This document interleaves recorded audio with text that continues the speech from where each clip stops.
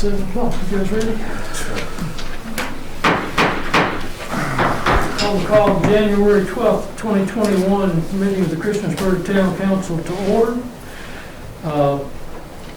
And as we always do, we will pause for a moment of reflection, followed by a pledge of allegiance. So if you'd like to take a moment to reflect on matters of life or town or nation or whatever. Thank you.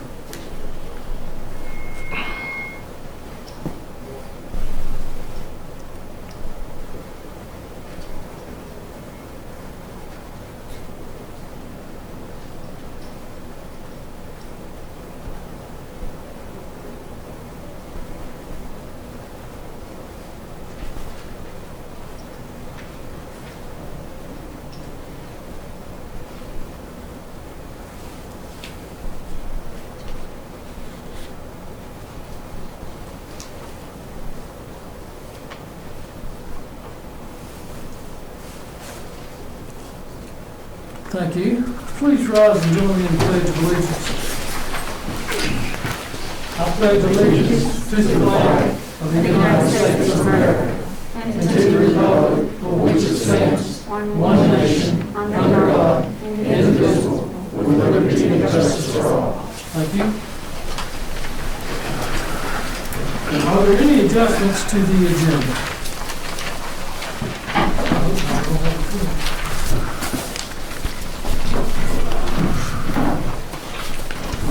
Hearing none,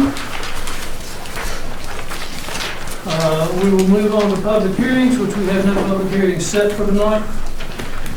Our next item is the consent agenda, which is the approval of the minutes of December the 8th, the monthly bill list, contact approval for bulk storage, for public works, for salt storage and material storage, scheduled public hearing for February 23rd, rezoning request by Gay and Neal for approximately 1.38 acre property owned on Depot Street by Depot Street Development, located at the intersection of Depot Street Northeast and Harless Street Northeast.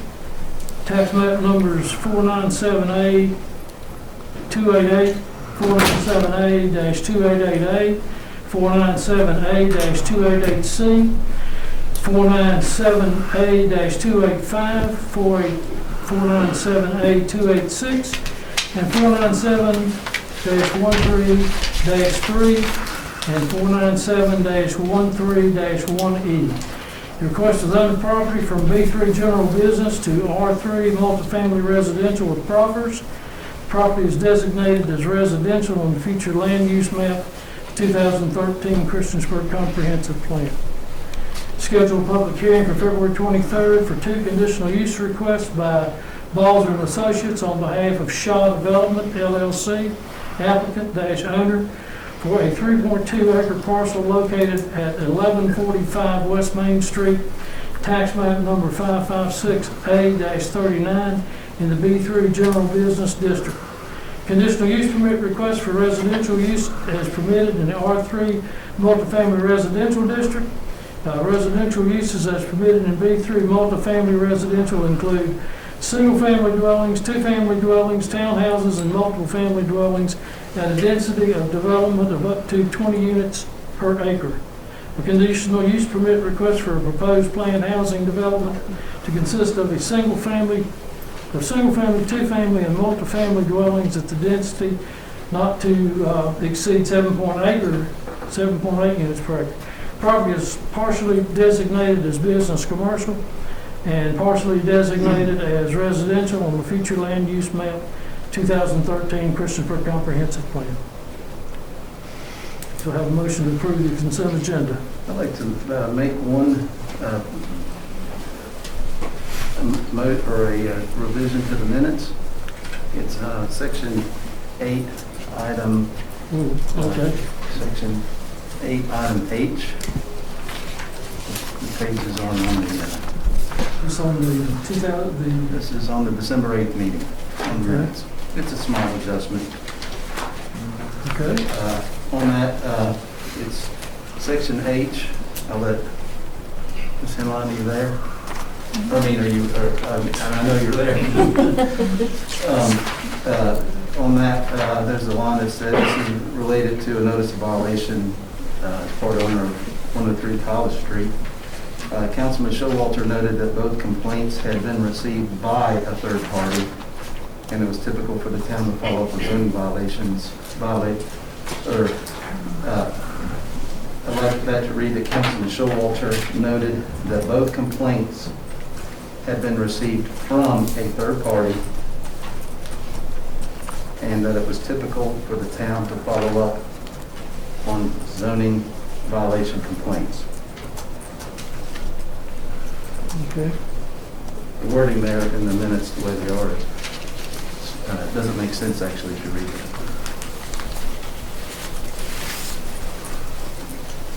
Are you done, Mr. Schultz? Are you finished? Ma'am? I didn't want to talk I'm over done. what. Yeah, Okay. I'm done. And Randy, I did have a question that I think Val was going to try to answer on the expenses. And that was under the special revenue fund. It appeared we paid ourselves. It said to Town of Christiansburg for Special fuel, I believe. Special revenue funds would be things like certain grants. We may do reimbursement to ourselves, say, for time. To be honest, I probably need to talk to Val.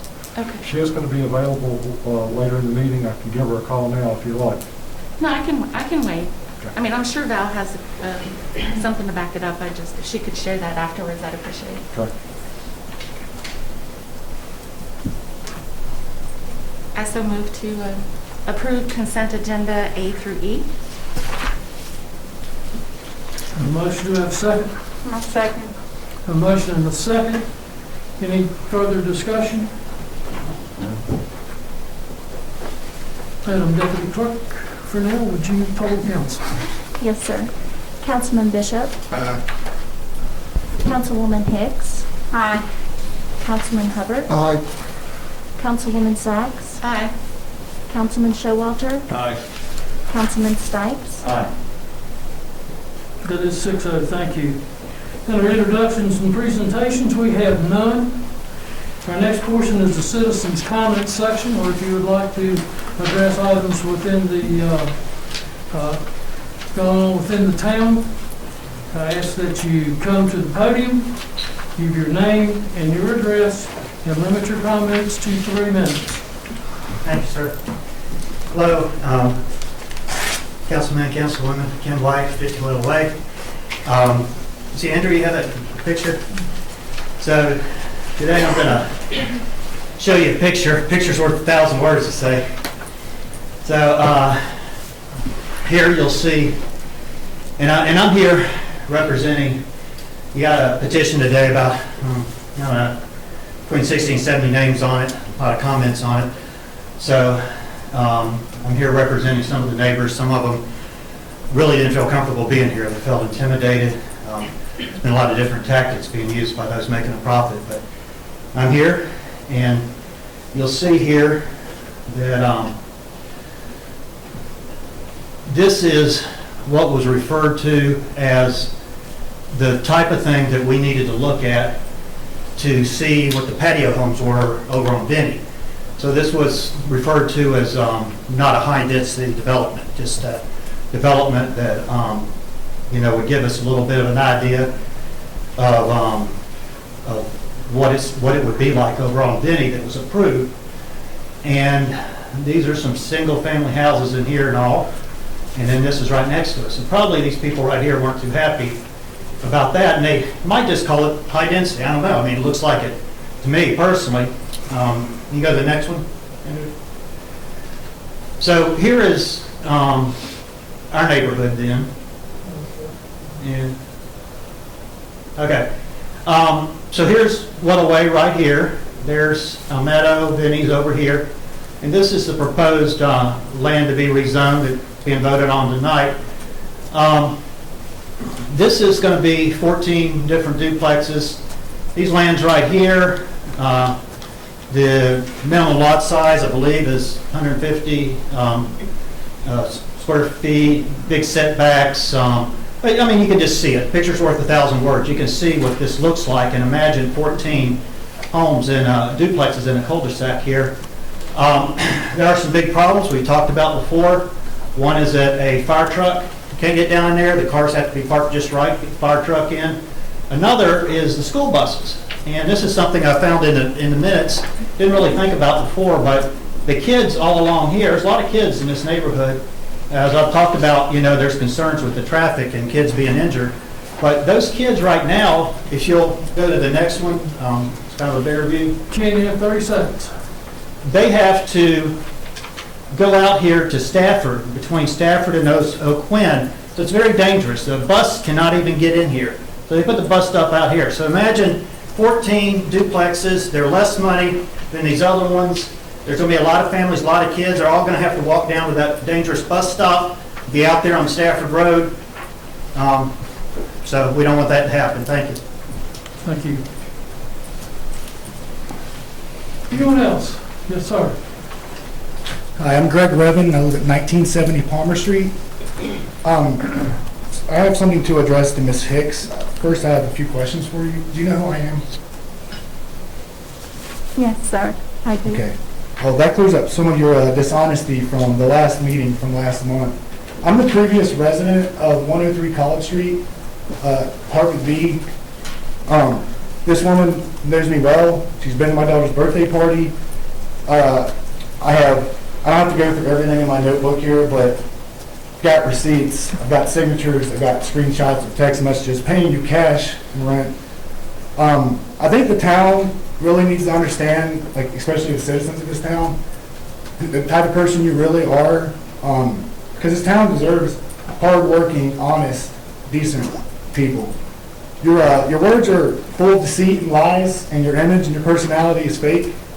And you and your husband and James Jackson, the contractor you had working with you illegally, harassed me for, I don't know, half a year, the entire time I lived there. You sabotaged my AC unit by pulling a fuse. You didn't do this, but your husband did. And I have proof of that as well. You guys threw my mail away to cover your tracks to prove I didn't live there. Pretty sure that's a federal offense, I'm not entirely sure.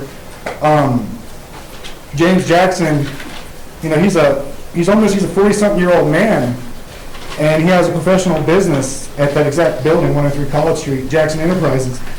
And he posted this note on his front door with my name on it, Revin, 103B1. At the time, I was selling things on eBay, so I would get a lot of packages in the mail.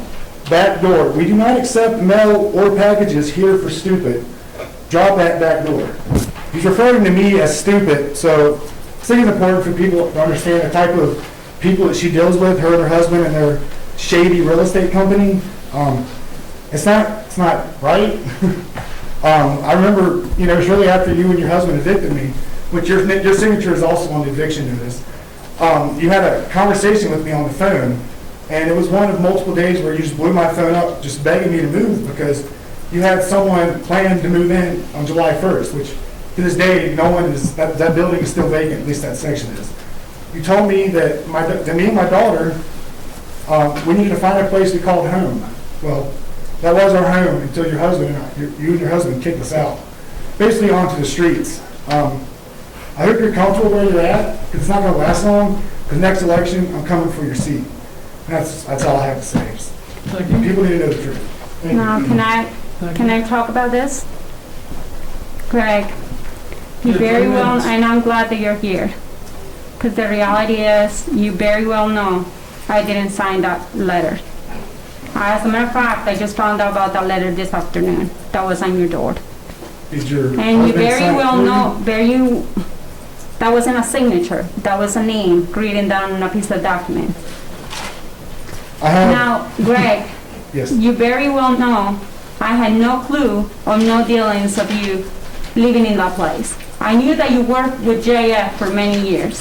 I have known you personally for many years, and that is true. And this whole thing, it has gotten in blown out of proportion because you very well know that the lease that we had was with JF Jackson. Now, I have no business on dealings with the leasing or anything like that. I collect rent. And not until this summer, I collected a $200 payment, I think it was from you, But no other time I picked up any money from you, Greg. Everything my I have point- gotten for years is being from JF. I have no dealings with you, Greg. I understand that, but my As point far is, as what gives you the personal right to stuff, break the I did law? go to your daughter's birthday party one time, and that was it. But I had no clue of no dealings between you and Greg Revan. Do you understand this? 30 Your seconds. name- I mean, JF. Okay. Your So name and please your don't husband's make name. this, and don't put and throw my name through the mud, because this is not People fair. deserve the truth, John. And you're That's what doing- this is No, about. but this is not the truth. You are lying. I didn't have no clue. Thank you. Can I respond to that with this piece of illegal? You have 1 minute. Okay. Then why is your name and your husband's name on an illegal trespassing notice that the police officer that served me this even told me it was illegal because I was living there? And not only that, Johanna, I have a list of other properties that you own, that you and your husband both own. If your signature, not your signature, well, I'm not sure because your husband's handwriting is, I don't want to talk about it. My 8-year-old can write better. Anyway, your name and his name are both on this farm. This was an illegal trespassing notice that was taped on my door that a police officer told me out of his own mouth that he legally couldn't serve this to me. He was just going to leave it there because he didn't feel comfortable because I was still living there at the time. Greg, Okay, this is you your very well property. know This is- that whatever happened between you That's all I have. and your employer, I have Mr. nothing Revan to do still with has the it. floor. That's really all I have, Your Honor. Thank you. This isn't her house. You speak when it's your turn. She doesn't really understand that, but that's all I have to say. Thank you. Thank you. Anyone else like to address council? Mr. Mayor, You may council take the members, mask off if you'd like. thank you. I'm Donna Thornton Roberts, and I've been a business owner in Montgomery County in the town of Christiansburg for 44 years. And I wanted to take an opportunity to say thank you. Thank you for participating in the CARES Act that was designated for child care centers. 44 years ago, I stood before this council when we asked for a conditional use permit on Starlight Drive. Child care was so new that they put us on the books as a nursing home for children. And 44 years later, I stand before you and say thank you for participating in this grant. The town manager and his assistant were extremely kind to us. And we're unusual. We're the largest child care provider in the county. We have 11 locations, 9 are in the county, and 2 are in Carroll County. And so for 44 years, I've had the privilege of being in business in this town. And we received our check, and I want to say thank you. It was supposed to stabilize and help us in the operations, and I can tell you that it has. Before COVID, we had 95 employees. Post-COVID, we have 67. So I am excited about us rebounding. I appreciate the funds, and I want you to know that they will stabilize our operations. But I could not say thank you, because it definitely made a difference. And it is an honor to be a business owner in this town. We're third generation now, and I'm privileged to be in business. And I just wanted to thank you. Ms. Thorne, what's the name of your business again? I own the Adventure Clubs, Oh, and we Adventure own, Clubs, okay. and Grace the Child. Thank you And for so your we're very education. thankful. And so We are grateful for you we are coming out grateful, today. and I appreciate Mr. Wingfield. Thank you for our business is kind of different. It's like Kroger. A lot of people use us, come in and come out. We served over 2,400 children last year, and so our license capacity is like 750. And when you put a particular date, we may have 300 or 350 within the organization. But I can just say thank you from a grateful heart. Thank you. Thank you. Thank you for coming out for saying those nice words. Yes, ma'am. I'm just going to read my statement. I'm Mary Ellen Campagna. Good evening to you. I live at 9 Overlook Drive in Christiansburg. This is Overlook Apartments. I'm a retired journalist and school teacher. My son and I have both lived in Christiansburg since 2018. My son Benjamin Campbell Moore lives at 595 Republic Road in Christiansburg, the Bluff Apartments. He has a learning disability and multiple sclerosis, so he can no longer drive. He lives on his monthly SSDI income since he's no longer able to work. We moved to Christiansburg because you have some of the best housing for the poor in the entire country. The Bluff is a government housing complex that's clean and well-managed, beautiful house landscaping, trees all around, great maintenance. But you need to know that according to 2019 NRV Food Access Report, 35,000 people in the New River Valley live below the federal poverty line. Yet ironically, your transportation for disadvantaged people in this town is sadly lacking. In fact, it is totally insufficient to meet the needs of the more than 29,000 people who live in the 24073 zip code alone.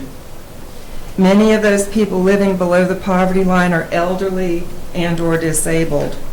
We are speaking largely of tax-paying citizens who, when they moved to this area, assumed that affordable transportation would be provided because it's a right and a necessity, not a privilege or a luxury. Yet sometime last year, bus service from Blacksburg Transit was discontinued in the town of Christiansburg. This despite a brand new steel and glass covered bus enclosure that had just been built directly in front of Christiansburg Bluff Apartments. People were not properly notified of the lack of bus service, and as of the 5th of this month, there's still no sign there telling them that no bus is coming. I spoke to Kim Gray, spokeswoman for BT, Blacksburg Transit, on the 5th of January, and asked her when the bus discontinued. When did the bus stop coming to Christiansburg? And she said it was on April 6th, but your town council, your town manager had a different date.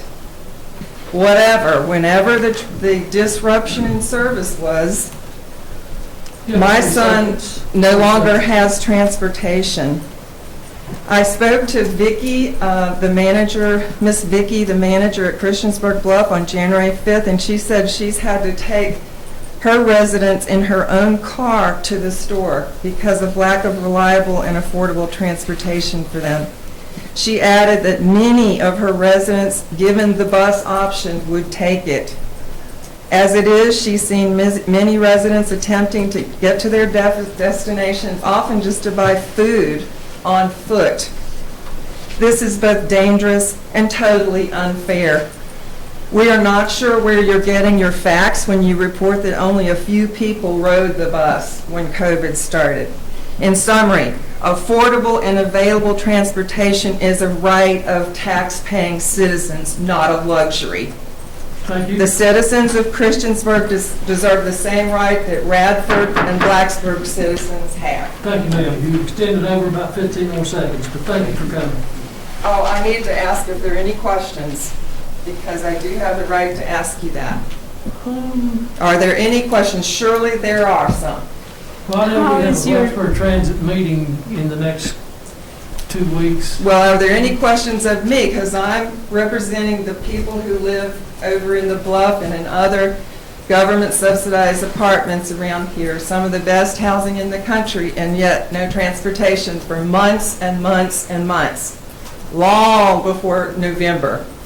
I don't have I don't know if McKeep or the New River Community Actions, do they have any contracts or anything with any transportation services in the town? I wanted to tell you, thank you for asking that. No, ma'am, not specifically for the people in my area, although they do have some programs. There is an access bus, a medical access bus, but you see, again, it doesn't come to Christiansburg. That's a Blacksburg thing. The Anytime bus, I was not able to say, but there's one person answering the phones down there, and so it's often extremely hard to get a hold of them. You have to tell them ahead of time where you're going to be exactly, when you're going to be picked up, and then you still have to figure out how you're getting out to the other end of Blacksburg for physical therapy or doctor's appointments. So this is really ironic and nonsensical that you have this kind of wonderful housing for the poor and yet totally inadequate transportation. Thank you. May I make a comment to that? Certainly. Okay, is Ms. Campagna? Yes, like Okay. lasagna, thank you. Okay, Ms. Campagna, thank you for coming. And I've been on the council long enough to say that this council has been very proactive in providing public transit. And just to let you know, and maybe everyone who's watching that may not know this, but we currently put between $300,000 and $400,000 in that into Blacksburg Transit per year. Just to let you know a little fact, $300,000 to $400,000 that the town funds to provide the service that we're providing, and we have to make decisions every year about that. But here's what you probably don't know. The town of Blacksburg, the transit system is great, and I'm all in, and I've been all in from the beginning. But a lot of people don't realize this. The town of Blacksburg does not fund Blacksburg Transit. I think it's safe to say not even $1. It is funded by Virginia Tech students and state and federal grants to match that.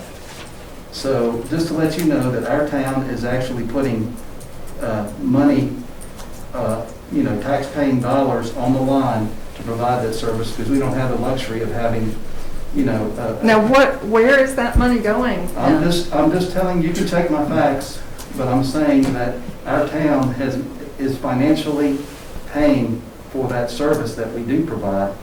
You mean the anytime bus, or what are you Yes, talking about? yes, the bus service that we're providing in town is funded, well, it has some grants associated with it, but we're putting cold hard cash, tax-paying dollars into providing that public transit, okay?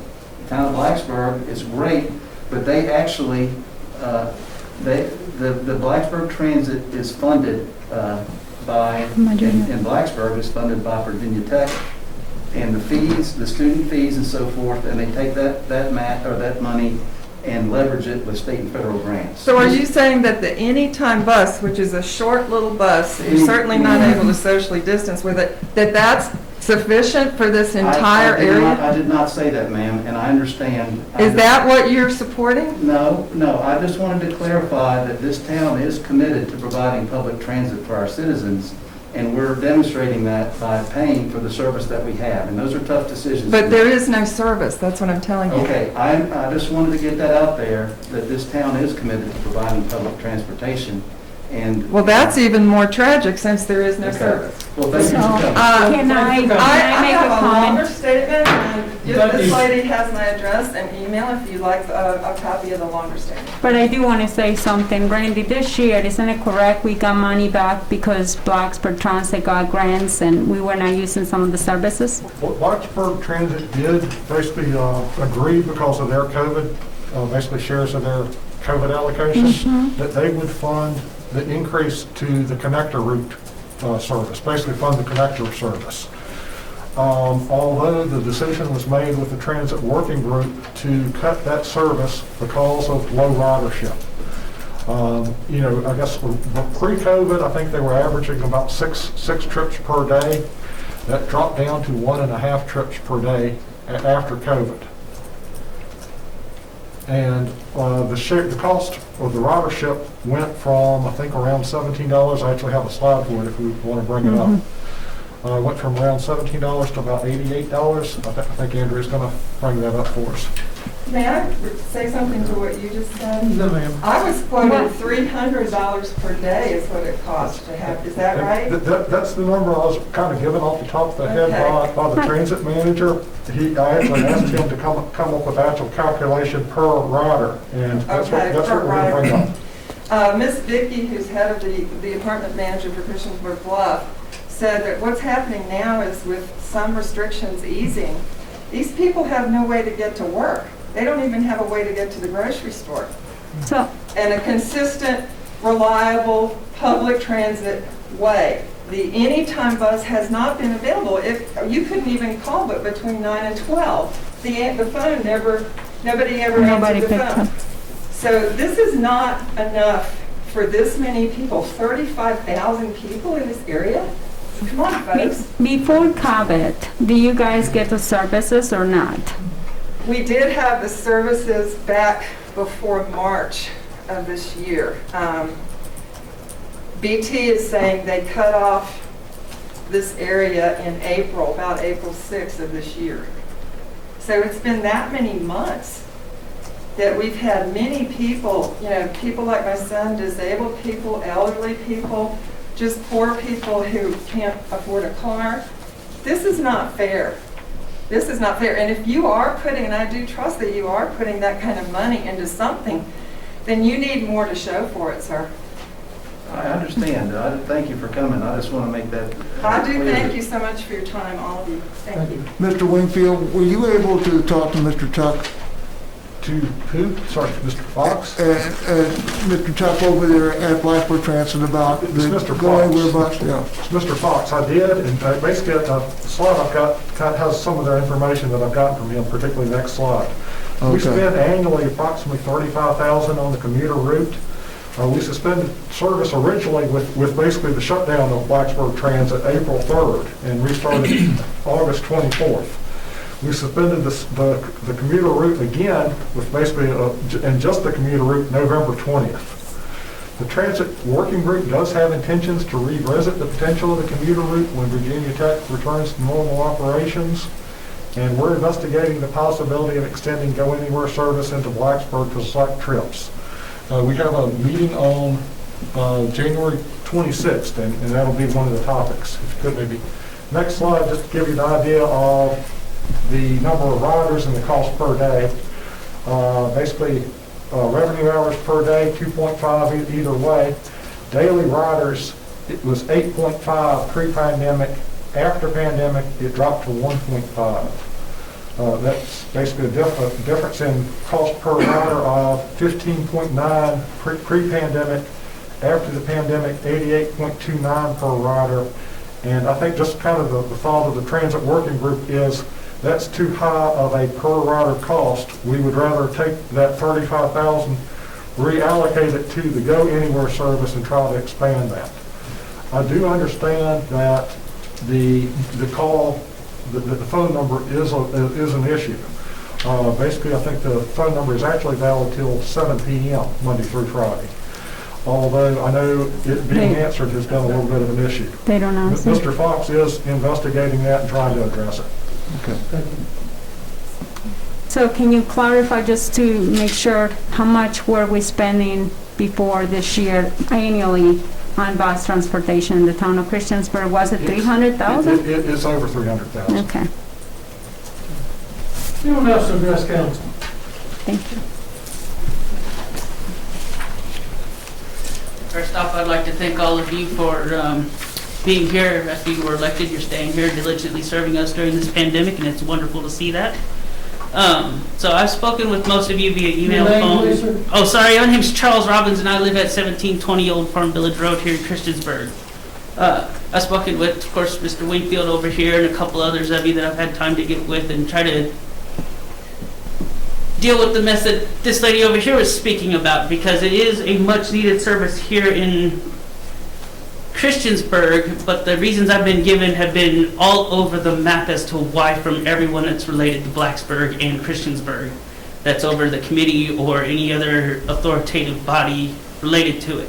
Been told it's a cleanliness issue because too many riders close together is an issue, and it kind of is, but nowhere in this country has there been an outbreak from public transit anywhere.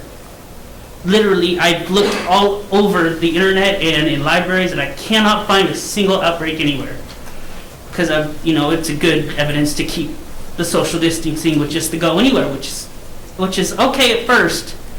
But then I got to thinking there are other ways to fix that as well, to bring back the routes. There was an opportunity for a 30-minute route for taking the Go Anywhere money that you've put towards that to add more buses, and just make it a 30-minute route instead of the hour route for the blue and the gold routes. So now you've got 4 buses running at 30 minutes apart with the social distancing still taking place. And I thought that's probably the best thing to test, because that's what residents want. They want more service. The bus that we currently had before the pandemic was full. It was always full. I ride it 3 or 4 times a day most days, and I have for the last 7 years since I moved here. And I love that it's being used because it's better on the towns for traffic, it's better on the environment for less people having cars on the road, and just all kinds of benefits for having buses. The only issue I've ever had with the bus routes is the fact that you guys change it all the time, and I don't know how you guys come up with these routes. But that's a future issue that could be fixed after buses are restored. It would just simply be nice to see the routes you had in service, not necessarily the commuter route, because the commuter route was, people stopped riding it because they saw the yellow signs everywhere that said the buses were stopped in Christiansburg indefinitely. And then when I was literally the only commuter rider for 3 months, from August to November. And even the bus drivers, like I used to have a lady get on here, let another person get on there, and I was like, they just don't know the bus is back. You have about 30 seconds, Charles. So in short, I didn't know this lady was coming. She is in no way related to what I was talking about. I've never met her. But you can see that even at the Bluffs, where I live over at Linden Grove and Linden Green, there's so many people that want these buses back. And not just low-income people either. There are people over at over by Food Lion off of across from McDonald's and all the townhomes over there. They all want these buses back. But they're all getting different answers when they ask about them. And it would be nice to have a straight, simple answer for you guys to get correct information, because you got a bus route out here that's too... You're 3 minutes up. Oh, I'm sorry. That's all right. You didn't do it. You didn't do it. Thank you. Sir, you said the buses were full. Can you give me a number? Usually about 10 at a time. Sometimes they would be completely full, like seat to seat, and then kids on the laps. But that was a rare instance. It normally averages about 10 when I ride. And that's like when I get on. There's also, if I take, because I always take the full route, I get on at Linden Grove and almost always get off at the mall or Walmart. And in that time, somewhere between 5 and 10 more people get on and off. It is a full bus that just needs more people, more buses to accommodate those that are coming, because they are full.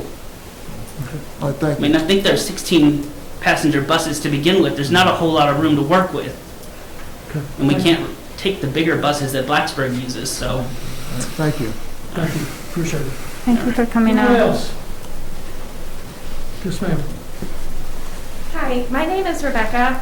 I resided at 7113 Falling Branch Road in Fairlawn, Virginia. Last name, Rebecca? Carr, C-A-R.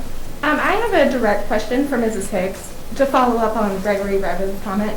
My son was born on October 18th of 2019. I rented from you for $800 a month.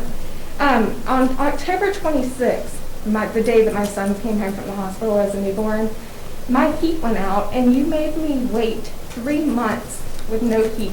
I had to pay out of pocket for a hotel, and I just wanted to ask if this was regular treatment for your tenants, because it seems that it is. Rebecca, that is completely, if you wanted me to answer that question, you still have heating in the house. There were other heaters that work in the house. You provided me a 12 by 12 I heater. brought you that because that was one room that didn't have a It was heating. 4. What? It was 4 rooms without heat. And we go to I court in the never morning. saw that, Rebecca. We go to court in When the I morning. went over there was one. Okay, And well, there then was we 4, had and somebody you knew that there went was over 4. there, and your You knew there boyfriend was was 4. drunk. Who's got the And your phone? boyfriend was drunk. And if you want to do this really went to court. This thing. Yes, ma'am. I just wanted to ask if I just wanted to expose that Ms. Hicks is not the No, councilwoman. Rebecca, you didn't pay is for months, representing. and this had nothing to do with me. This went to court, and it was solved in That's court. it. Where- Thank you. Thank you, ma'am. Anyone else?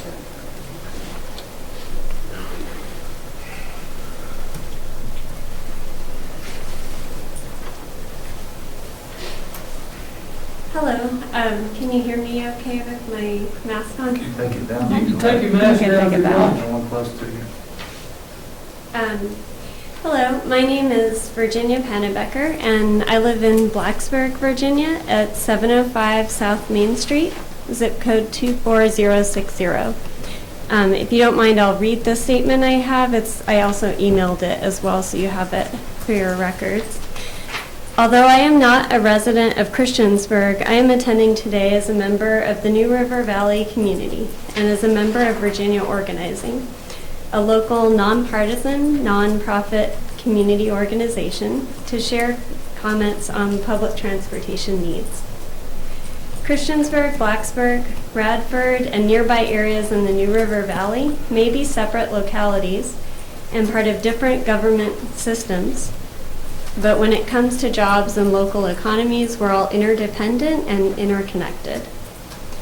Many of my fellow community members, personal friends, and work colleagues live in Christiansburg. Recently, a colleague shared with me information about cuts to public transportation between Christiansburg and Blacksburg. Importantly, the park and ride lot near exit 118 off the 460, a critical transportation point, no longer has bus service, as the gold and blue routes that service that side of Christiansburg have been cut. Public transportation is critical for residents to have reliable access to affordable transportation for jobs, shopping, healthcare, childcare, and more, as we've heard from others already today. This is especially important for those without high enough wages or salary to afford a personal vehicle and still also be able to make rent, pay for food, and other essentials, even more now when many people have lost hours or employment due to COVID-19 restrictions. While buses also must use social distancing precautions that result in lower numbers of riders and fees, regular routes serving multiple parts of our towns are a critical need and an essential service.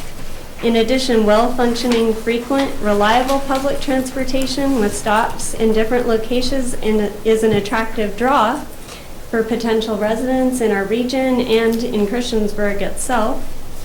It's also something that employers and towns can highlight as part of recruiting new employees. They also help us all have options to reduce daily commutes that add fuel emissions and pollution to the air we breathe. As someone with asthma, that's also important to me and to 30 others. seconds. I urge you to work with Christiansburg residents and Blacksburg Transit Systems and others to reinstate full services as soon as possible. I also plan to share these comments with Blacksburg Town Council and with Blacksburg Transit, and if you have others that you recommend I share them with, I'd be happy to do that as well. Thank you very much. Thank you. Thank you. Thank you very much. Thank you. Anyone else? Hi, council members. So my name is Megan Shepard, and I live at 245 Gibson Drive in Christiansburg. I'm here as a member of Virginia Organizing, like Virginia that spoke before me, a community organization that uplifts directly affected voices to create change in Virginia, and specifically we're within the River Valley chapter of Virginia Organizing. I'm here in regards to public transit, specifically the cancellation of the gold and blue bus routes. I'm fortunate to have personal transportation, and so it's pretty impossible for me to truly understand what it means to be impacted by canceled bus services. However, what I can do is trust people when they share their experiences about what the cancellations, how that impacts their lives. And we've heard from folks today just how much it does impact their lives. For people who rely on public transit, canceled bus routes reduce access to jobs, medical appointments, social services, and essentials. Limited public transport not only impacts individual members of our community directly, but it has a snowball effect on our community more broadly, as Virginia stated earlier. Fortunately, there have not, as Charles said earlier, there's been no COVID cases that have been associated with public transit. And so canceled bus routes must be reinstated following COVID protocols.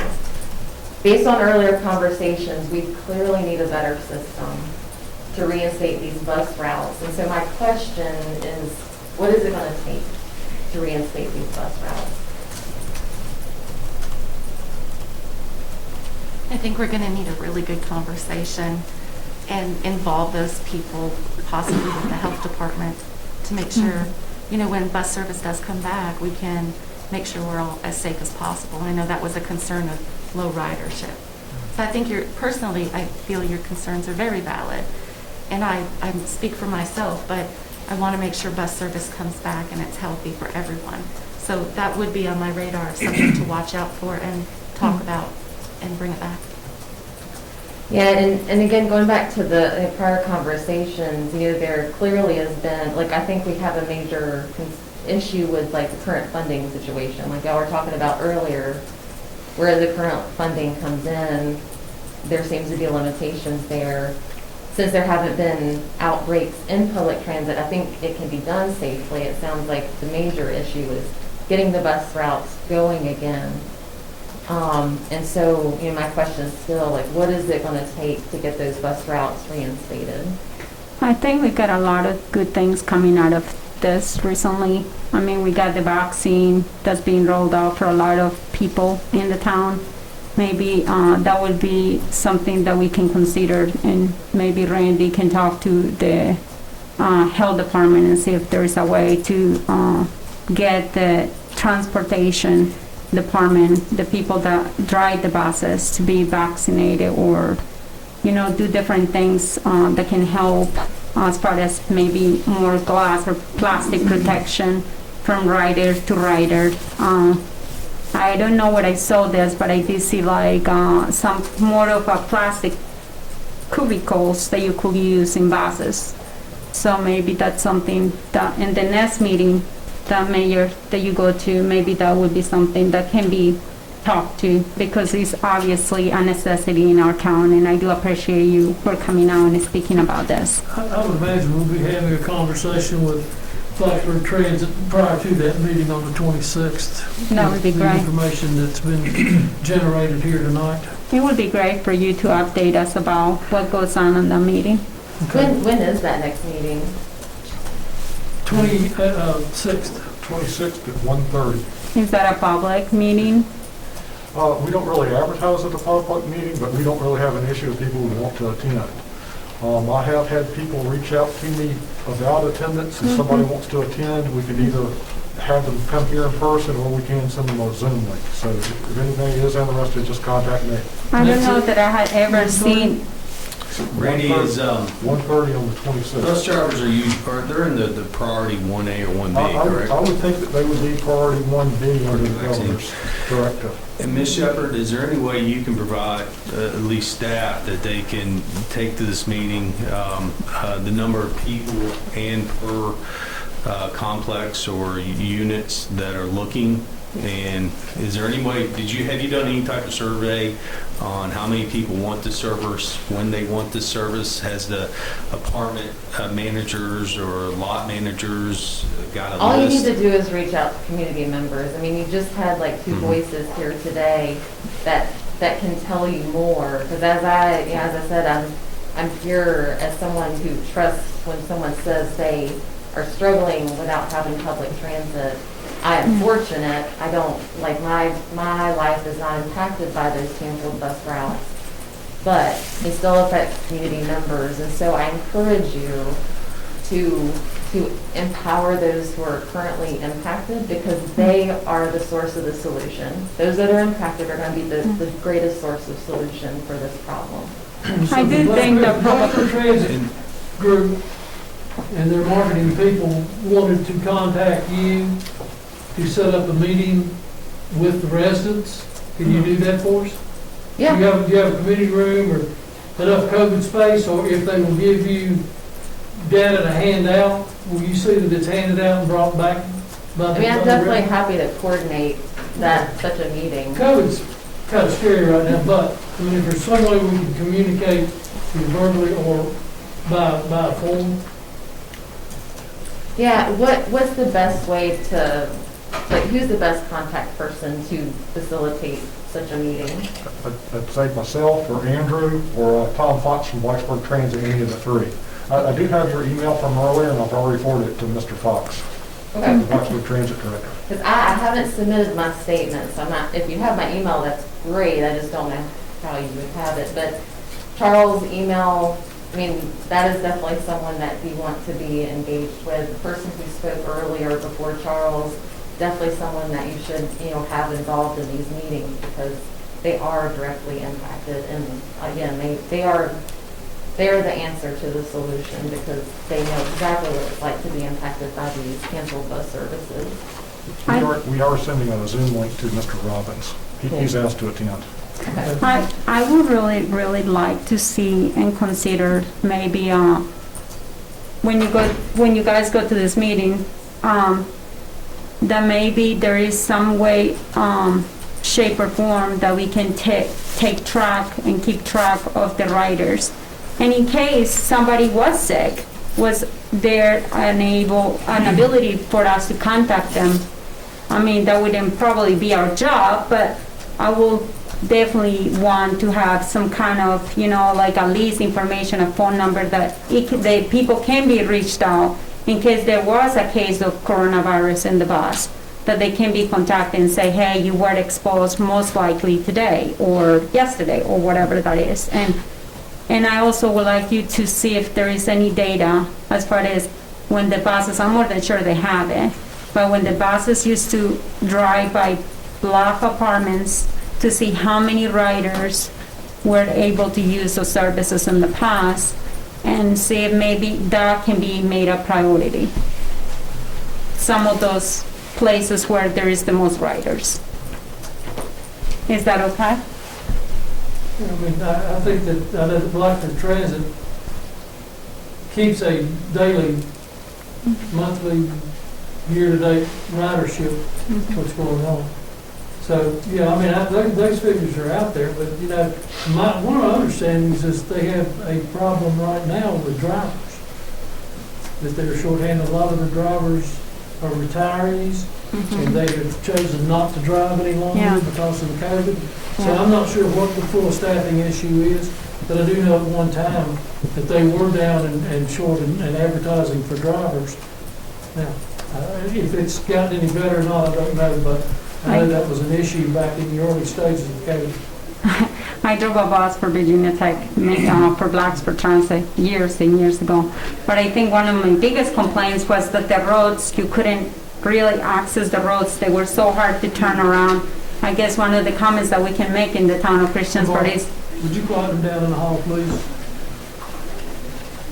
One of the great things that we have in the town of Christiansburg, that when you are able to use those smaller buses, maybe we can be able to find better, drivers, just because, you're not using this long bus, but a smaller bus. So just a comment on that.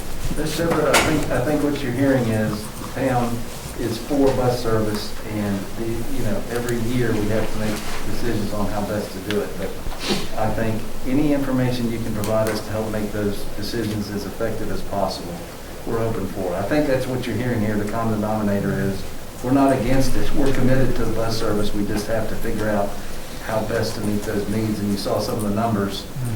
It's just the more information, it's information driven too for the most part. We try things, but yeah, I would, speaking for myself, I would like to see as much bus service as possible.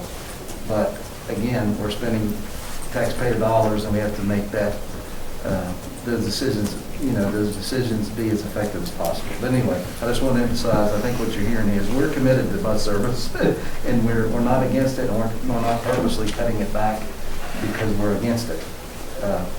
Anyway. Ridership.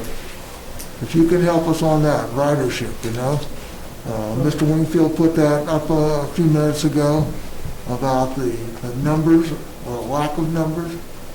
And you can see, we've always talked about the town is already putting out a great deal of money, and if we're putting the money out and we have no ridership, do you follow me? Is that fair for the rest of the people? Well, numbers, are something that you can't ignore, that's for sure. You have heard from people who are directly impacted, and the need is there. So I just encourage you to continue to listen to people, their personal stories, because people are impacted. And like I said, someone like me who has personal transportation, I could never understand what it really means to truly rely on that public transport. But I can trust people when they tell me that there is a problem and there is a great need. And particularly with the cancellation of the routes, like the gold and blue routes. Okay. Thank you. Thank you. Anyone else? Since the public comments, Matt Hicks, 607 and a half South Franklin, Christiansburg, my lovely wife, Johanna Hicks there. I just want to ask the question, how much taxpayer dollars has been wasted over the harassment on 103 College Street? I'm just curious, how much are we going to waste? We're talking about public transport here, And why is this tax dollars? Well, this is something that should be public knowledge. How much money we're gonna waste of the taxpayers' dollars. I feel I gotta come here because you guys aren't gonna listen to anything. Reed, Randy, Andrew, all of them have many, multiple documentations regarding 103 College Street. Rebecca Carr, who was just here, she has a $4,000 judgment in the court system, which Dan Hamrick offered her a settlement on. So if you guys want to discuss Summit Ridge BLFD, come on to me. The courts are open. Mr. Reed there says he's tired of dealing with this stuff just as much as I am. So I understand that Johanna was elected by the people by a landslide vote. There's no comments or saying that's public smear or whatever. The bottom line is I own Summit Ridge Realty and I run it, and yeah, she does the books. She keeps up with stuff. Because over the past 15 years, it's been impossible for me to do. So the matter at 103 College Street, again, there's multiple documentations on it. It started as a civil matter, which Mr. Jackson asked me to get involved, then the gun was pulled, it became a criminal matter. That's when the timeline got extended. So if anybody has a question, period, about it, it's to me. All the documentation, all the paperwork you got, everybody has it. Everybody has it already. So I understand it's going to come up again tonight that you want to smear my wife, and shame on all of you guys for doing that politically, because we've seen what's happened in our culture, in our state and everything, for nobody working together. Everybody just wants to fight against it. I'm excluding that half of the side over there, because I don't believe that any of you guys are actually doing that. It's just sad to see the state that Christiansburg's gotten into over these many years. So again, Johanna Hicks had nothing to do with College Street. If you want to blame anybody, fuss at anybody, me, call me the jerk, whatever. Obviously, there's plenty of people around that'll say that, but the eviction process is always nasty, yucky, etc. I believe it's been thoroughly discussed and beaten like a dead horse at this point. And Reed had one of his representatives meet Mr. Jackson in person. And Mr. Jackson was getting quite frustrated with the fact that why does this keep going on and on and on? So can anybody answer that question for me? Why does it keep going on, and how much taxpayer dollars are we actually wasting? Anybody? No comment. Yeah, that's what I thought. Freaking wonderful. It's a shame that I moved to this town 20 years ago and started a business because of the way that you treat small businesses and what I see happening. The general public is seeing it as well. Okay, so they're very astute to what's going on. Yeah, that's why she was elected by a landslide. I'm gonna give you that extra minute. I don't think 300 votes is a landslide, but anyway, let's go with that. How many total was it? 3,000? Over 3,000. Over 3,000, I believe, total, right? Mr. Showalter had over 3,000 votes. Mr. Bishop had over 2,800 votes. But the point being, the people want something different. They want the truth. They want to know where their tax dollars are spent and is not being squandered. They don't need to waste their time on this piddly little stuff. Mr. Hicks, can you ask a question? Answer one, please, then? Sure. From the beginning, I believe there was concern about 103B College Street, and it was denied that that was a residence. It wasn't denied that it was a residence. It was denied access for anybody to go see it. There's no other ever said it wasn't. But that's the concern that's before council here. That no. Ask Mr. Andrew Warren, he's the zoning guy. The business owner is allowed to rent to an employee, which proof was given to him, period. The eviction process took from March until, who knows, July because of COVID and the fact that Mr. Revin was fired, and then also the fact that the police came and there was a gun pulled.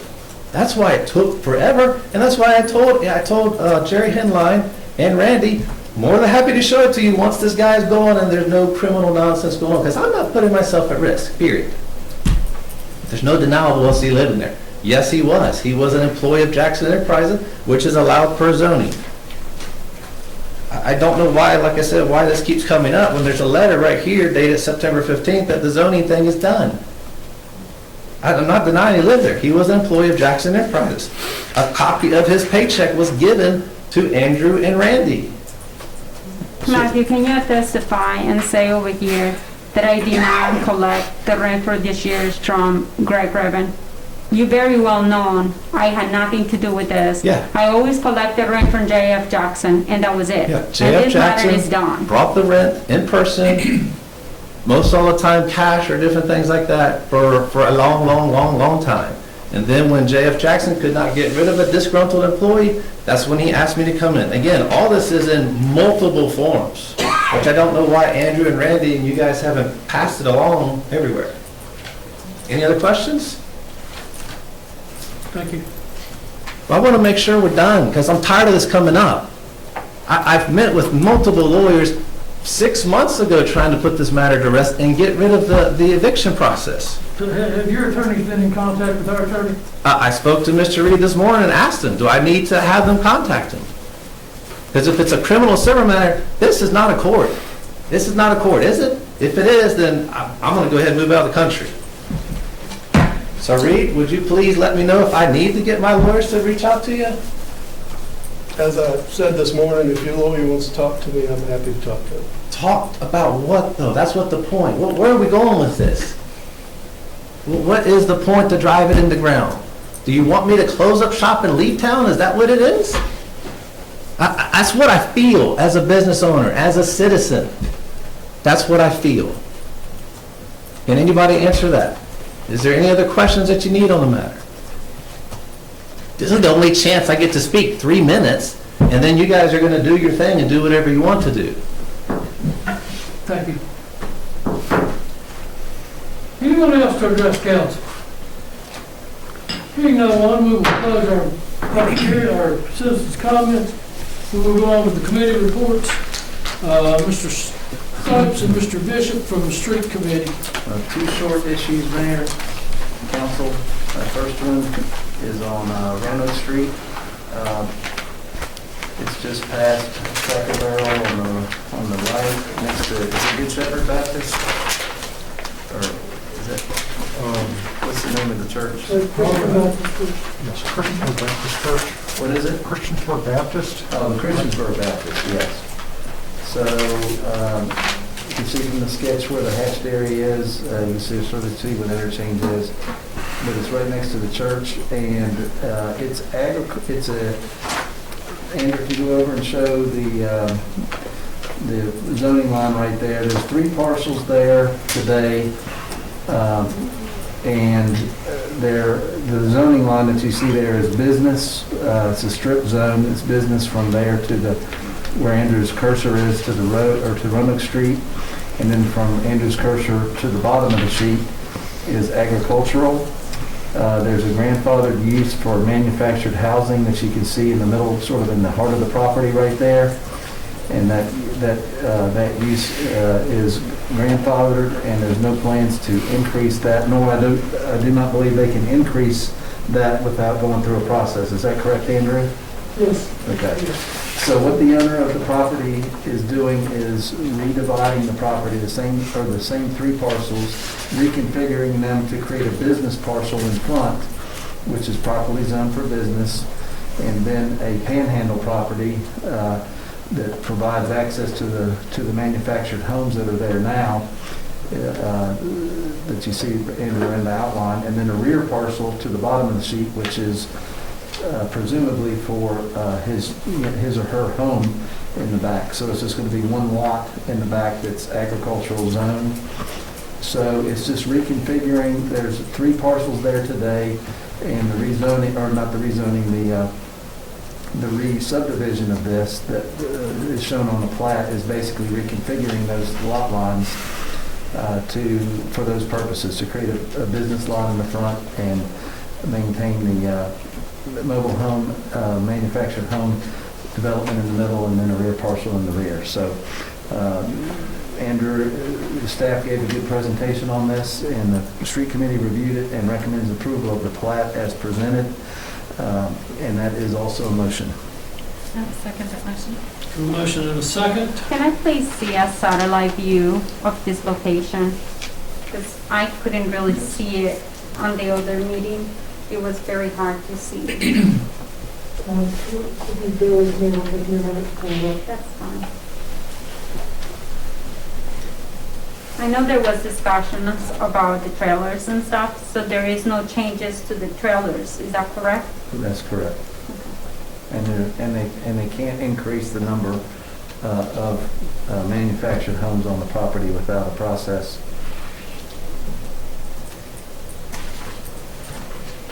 Yeah, Christiansburg Baptist. Those are small boxes next to the trailers. Are they sheds Or what are they supposed to be, just out of curiosity?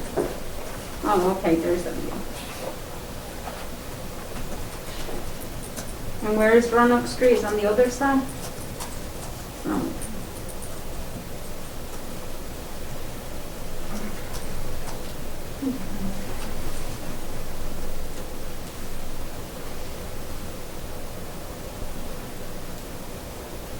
Do you happen to know what kind of business they're gonna be putting in there? It doesn't matter. No, I don't know, and it doesn't matter for the subdivision plat. And I there's- just wanted to find out. No, I don't believe we know, and we didn't discuss it, so, Okay, yeah. that's all my questions, thank you. Okay. So I have a motion and a second. Is there any other discussion? Madam Clerk? Yes, sir. Councilman Bishop? Aye. Councilwoman Hicks? Aye. Councilman Hubbard? Aye. Councilwoman Sacks? Aye. Councilman Showalter? Aye. Councilman Stipes? Aye. It is 6-0. Okay, council, the second one is revisited, is Marketplace, revisited in all, everyone's familiar with what Marketplace is. What you're seeing there, the total gray area is Marketplace, and the little parcel that you see there that's dark. Andrew, you're doing a great job following, you're reading my mind. So the little parcel there, we'll go to the next sheet. And this may look familiar, council. Well, I don't know. Can you go to the one we approved in August or not? If you can, well, it's just to bring council up to date. In August of this year, we approved a subdivision of this Marketplace to create 5 out parcels, just to refresh your memory here, so you can follow along. If you remember seeing this plat, the developer had wanted to carve out 5 out parcels there. Council did approve this. There was never, the developer never recorded the deed, or I guess never recorded the deed, and after 60 days that expires, and he cannot, the developer can't do it if it's not recorded within 60 days of town council action. And it wasn't that he forgot to or whatnot, they've changed their plan, and so that's what we approved in August, and that's no longer floating around out there because it sort of died. Let's put it that way, it died. So the parcel, or the request before us now is to carve out just parcel H. It's the very same parcel H that we approved before, and it probably has everything to do with, attracting tenants. But that's what the subdivision plat is now, is just that one single parcel H that was part of what we approved back in August, but it's no longer the other 4. So the rest of the parcels is just, open, and we'll probably, I bet we'll see another one, and that's, as it continues to develop. So this subdivision plat was reviewed by street committee, and that the recommendation to council is to approve the plat, and that's also a motion. I'll second that. Got a motion and a second. Discussion? But the owner is happy with everything that's going on in the Marketplace, and we're going over in the right direction, and this is not a step back, this is just Did discussion on the motion to approve that? We didn't discuss the developer's happiness, but. I do have some concerns, and I guess my biggest concern is I have been by this location many times because Chipotle is there. I like it, and my kids like it. So I'm happy that all this development is happening on this side of town and on this location especially. But one of the concerns that I have, and believe me, I know that it's still under construction, but the streets, how are you going to be able to have a road right on the left side? Is that something that's being talked a lot about already? Or are there going to be just parking lots all around these locations and these businesses? I just want to make sure we don't get into another thing like trying to get into chicken fillet. You know what I mean? I want to make sure that people are able to go into these businesses and go out in a safety manner. And that's my only concern, as far as when we're making sure that we're looking at cutting down all these lots. Because right now, as I see them up, you know, when you first go in, when I'm looking at what I'm looking right now, the road's not going straight. Now you've got a box that you're taking out for a business, which is great, but it's not straight. So I just want that to be addressed as well. Going ins and outs, and how are they planning to make sure that there is not going to be accidents and people are going to be confused. Because this is not a normal street. That right there, up there, the Market Street, the other side of the, if anybody understands what I'm trying to say, I just want to make sure that everybody's safety going in and out of these businesses. Because it seems like there is a lot of pieces that we're cutting out of this location. Well, our development ordinance is very tight, and what I would say, just from watching this development unfold, is that the ingress and egress to this entire property is remarkably improved, and I think as it's built out, the internal flow will be right along with that. It has a lot more accommodation, not just for vehicles, but for pedestrians as well. So I would say that our development ordinance is tight, and it's been reviewed by, the development plan's been reviewed by staff, and so not only vehicular ingress and egress, but internal movement and pedestrian access is going to be greatly enhanced, including a crossing over to the Newer Valley, or the Uptown Christiansburg now. But I'm not aware of any malls and areas around that don't have a significant roadway around the perimeter of the parking lots and even into the parking lots anywhere you go. So I can't imagine that we would not have the same thing there. I mean, there'll be drive lanes in front of all the stores and lanes into the parking lots. So it seems to me that it's as good as we would expect it to be under our guidelines. I guess when I'm seeing it from this side of the aisle, the stuff doesn't look straight to me. You know what I mean? Like if I'm looking at there's no finished product yet. Well, that's a naked drawing. All of some of I understand, I know, but there is not another street that I can see as far as, you know, going. I know that there is the Market Street.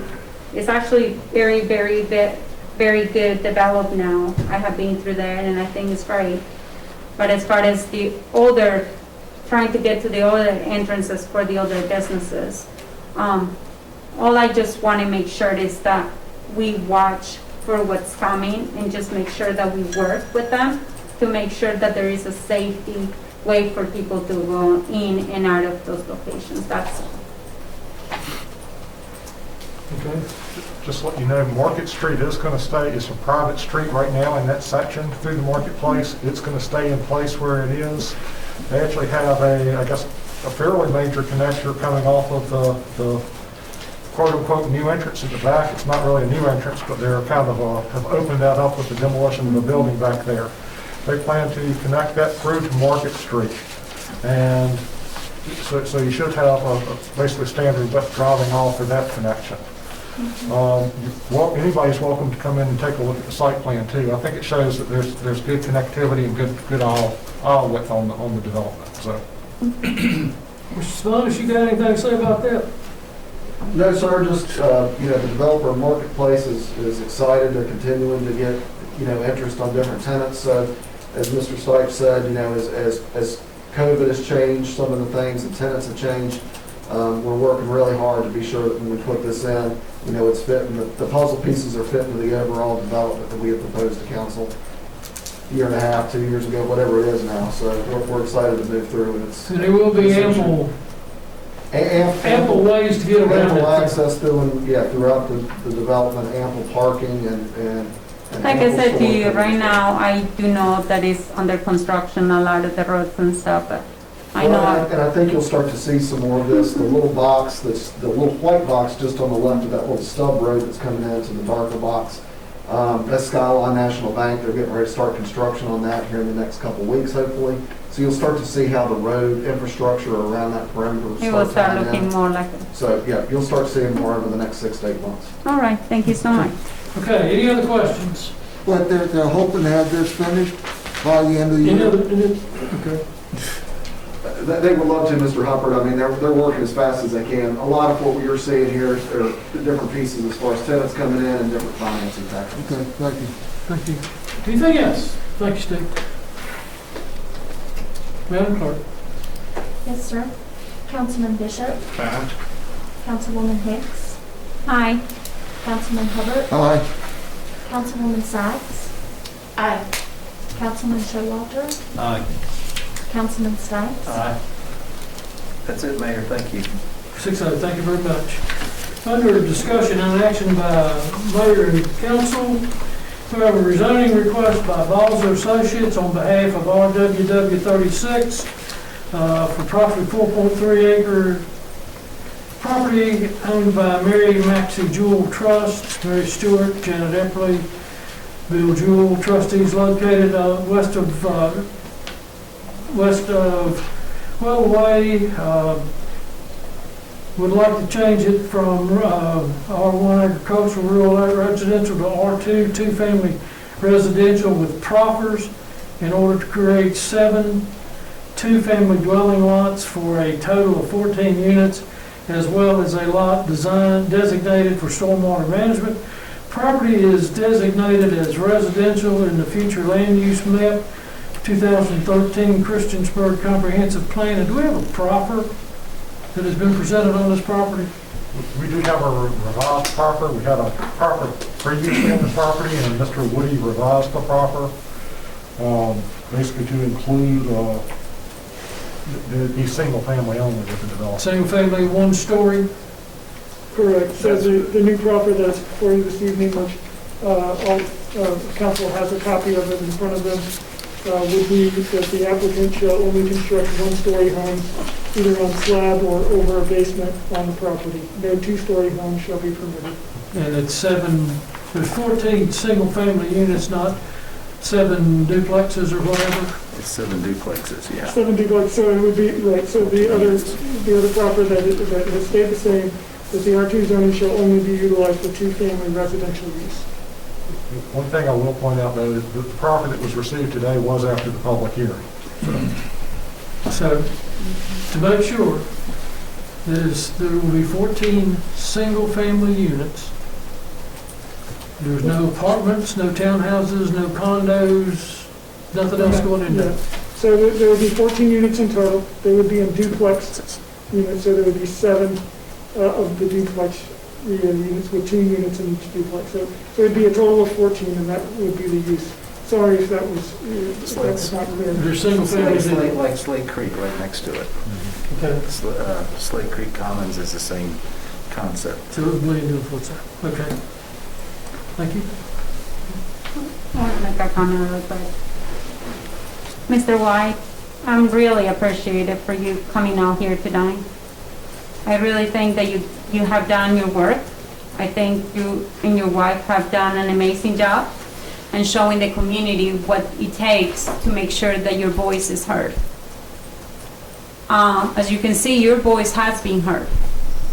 Not to the extent that you probably wanted to, but obviously some things have been changed during the course of us taking action to this tonight. And I hope that you understand that we try to kind of meet in the middle sometimes. And I think this was a great representation of how you as a community and representing a whole bunch of neighbors coming out to speak can make a difference. And I do appreciate you for coming out tonight and every night, that we have had planning commission meetings and all kinds of meetings, because I know that takes time out of your family and out of everything else that's going on, and for you to be a voice for the community, and I appreciate you doing that. Do I have a motion?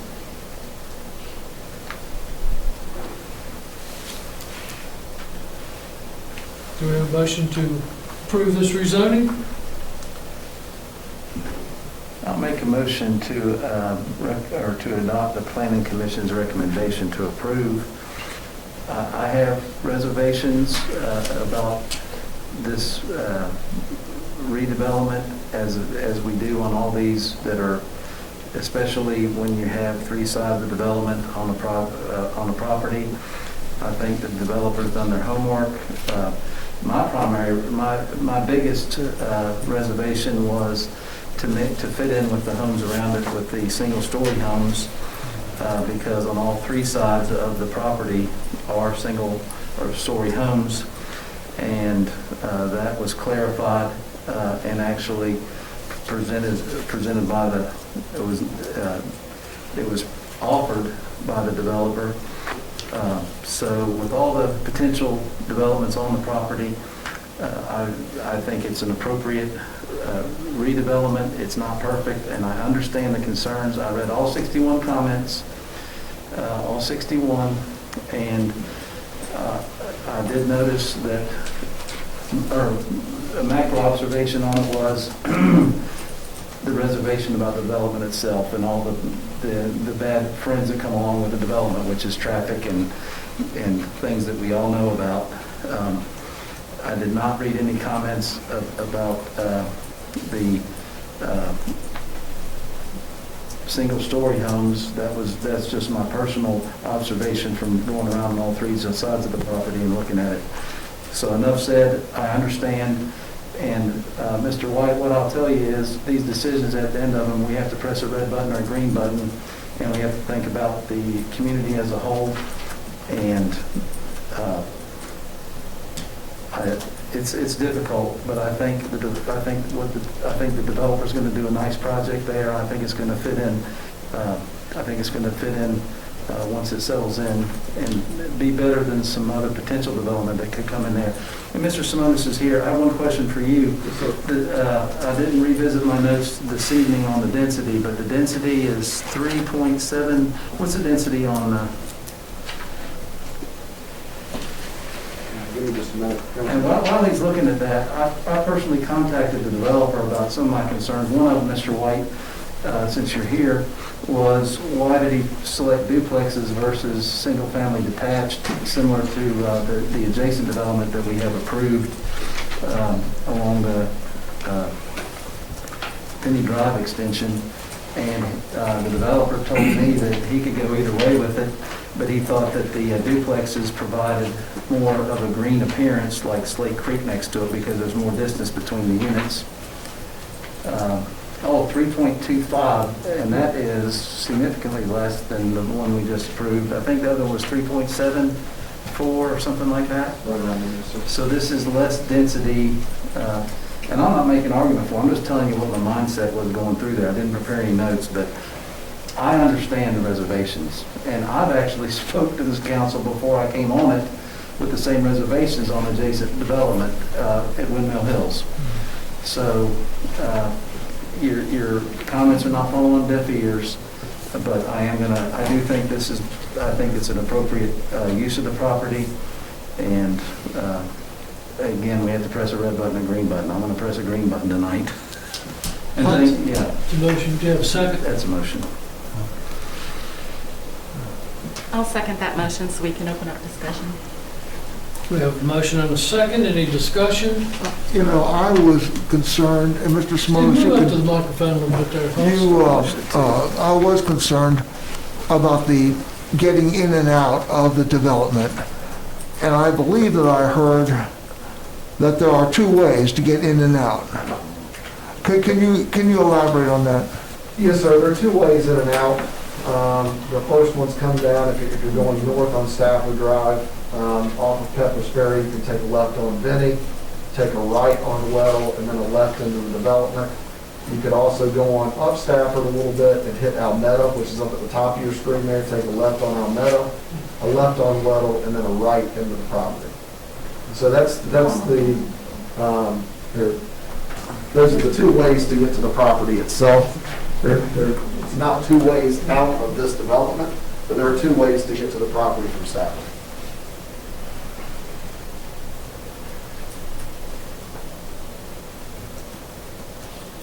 So that is a landlocked parcel.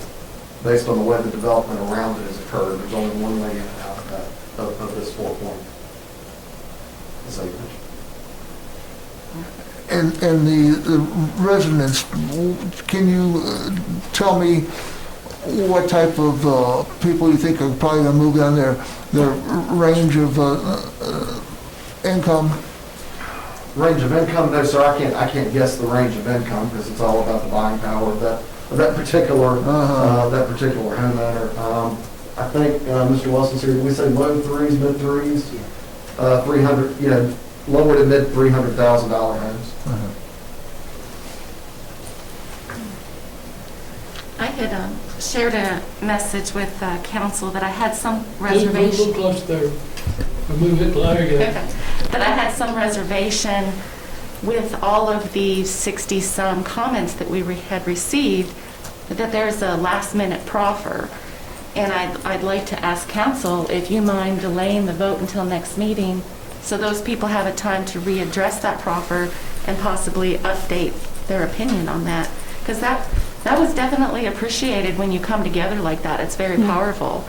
And I appreciate those concerns. I do understand them. And just to comment on that, what Mrs. Sachs just said, that is correct.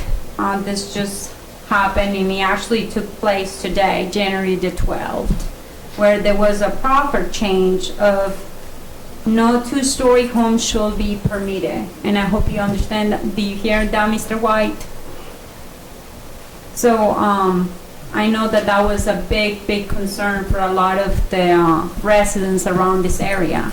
And I am really grateful that the developers were able to come up with a solution and trying to come up together and make sure that not more than 2 stories were going to be built in that location, just to make sure that this went through. So I know that sometimes those decisions are hard to make, mostly when as you go up, you can build a larger home. So I know that also messes up with your pocketbook. So I am grateful that you were able to change that, even though it was a kind of a last minute thing. But. Well, and again, just for council, I emailed everybody this morning just to clarify just a miscommunication between myself and my client at the public hearing that Councilman Stipes brought up.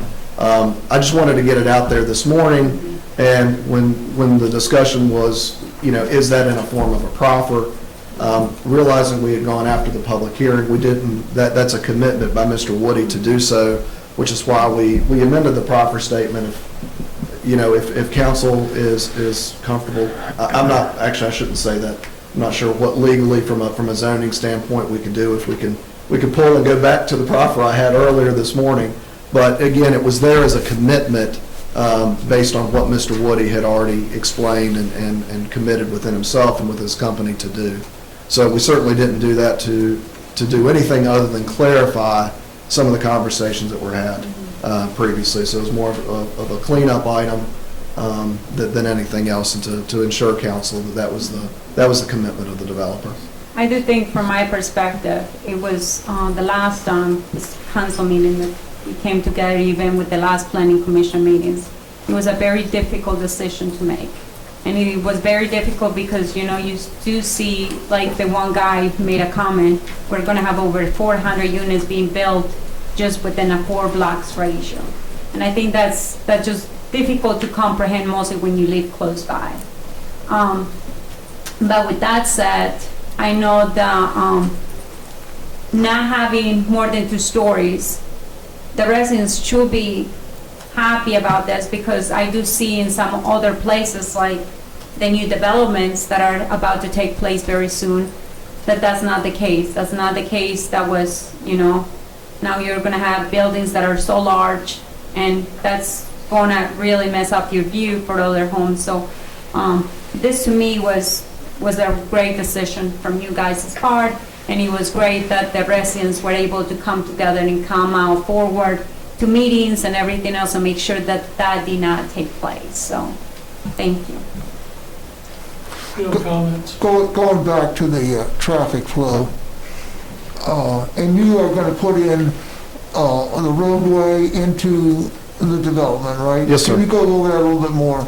Yes, sir. The developer will pay for the infrastructure required for the new road to come off of this 50-foot section right here, this will be a full town, 50-foot right-of-way, town street, all built to town standards, curb and gutter, sidewalk, the whole thing, and that will be the responsibility of the developer at the time of the site plan.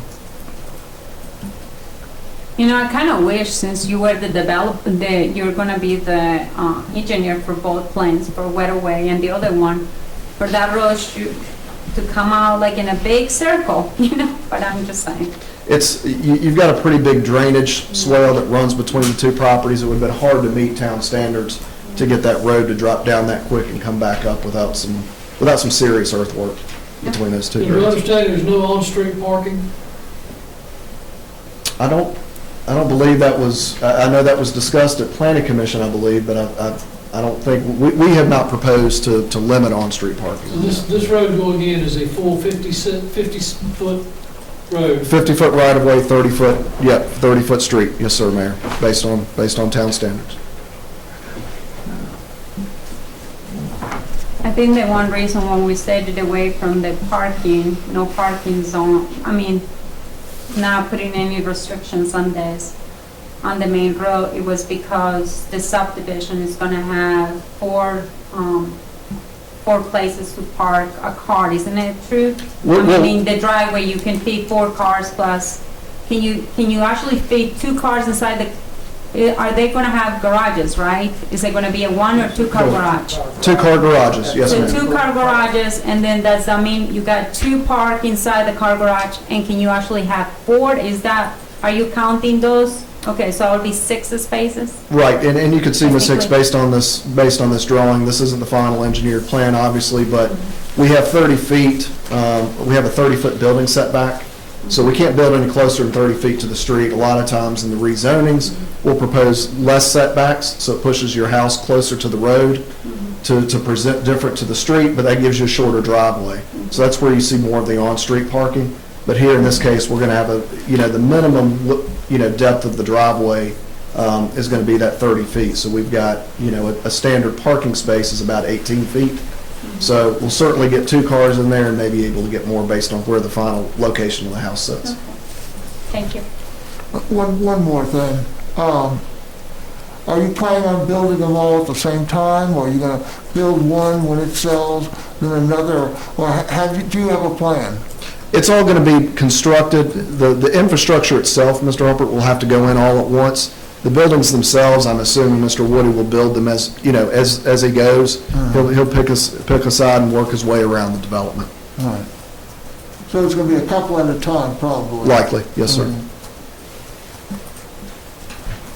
Thank you. Okay. Any other comments? I'll make one more comment to Ms. Sack's point. I try to be respectful of other requests to, if it's council's pleasure to delay a vote for 2 weeks to see what comments we get, I will support that and withdraw my motion. I would say to that, though, in reading the 61 comments, that was 61, Mr. Walker. In reading the 61 comments, none of those related to the height of the building. There may have been some discussion in Planning Commission. I won't speak to that. But of the 61 comments that were there, none of those related to. They were against the developer in The overdevelopment. yeah, not to take anything away from them, but none of them directly related to the one concern about the single story homes. So, but I will respect your desire to postpone the vote if you feel strongly about that. If you want to wait 2 weeks, I'm just saying those 61 comments weren't related to the height of the building. It's just generally about the development itself. Right.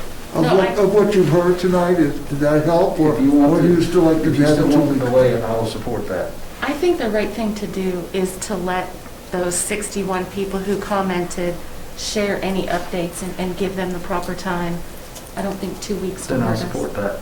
It was a late proffer. So you So want to- I'm going to withdraw my motion to take action this evening. Ms. Sachs, do you withdraw your second? Yes, sir. Do we have a new motion?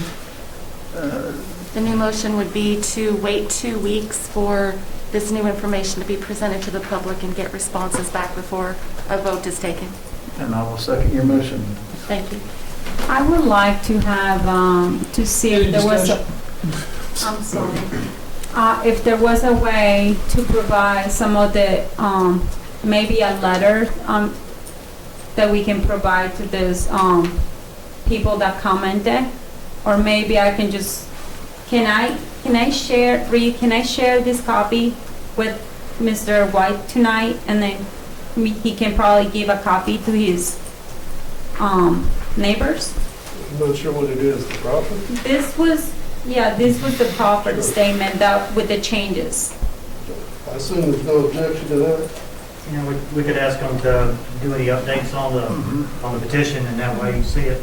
Y'all got a live link to that, so you can see what happens on it. Right, which is wonderful. I really appreciate that. Thank you. So can I share this copy with him so he can share? Yes. Okay. So we haven't done too far, Joanne. We're getting ready to vote. Pass it around. Bucket brigade. Okay. So we have a motion and a second to delay for 2 weeks in order to update the information for Mr. White, to update the information to his constituents. I think that's the right thing to do. Okay. Any other comments? I'll make one comment, and I think that, Ken, I appreciate you coming and representing all 60 voices. I didn't realize we were going to have patrol on transportation, so we could still be here in the morning when the coffee's poured. But I do think that I like the way you presented your petition online, but I do not feel that I think we need to get into any more public comments about this thing when we go down the road to vote. I mean, we've had 2 planning commission meetings, we've had the discussions tonight, we've had the petitions tonight.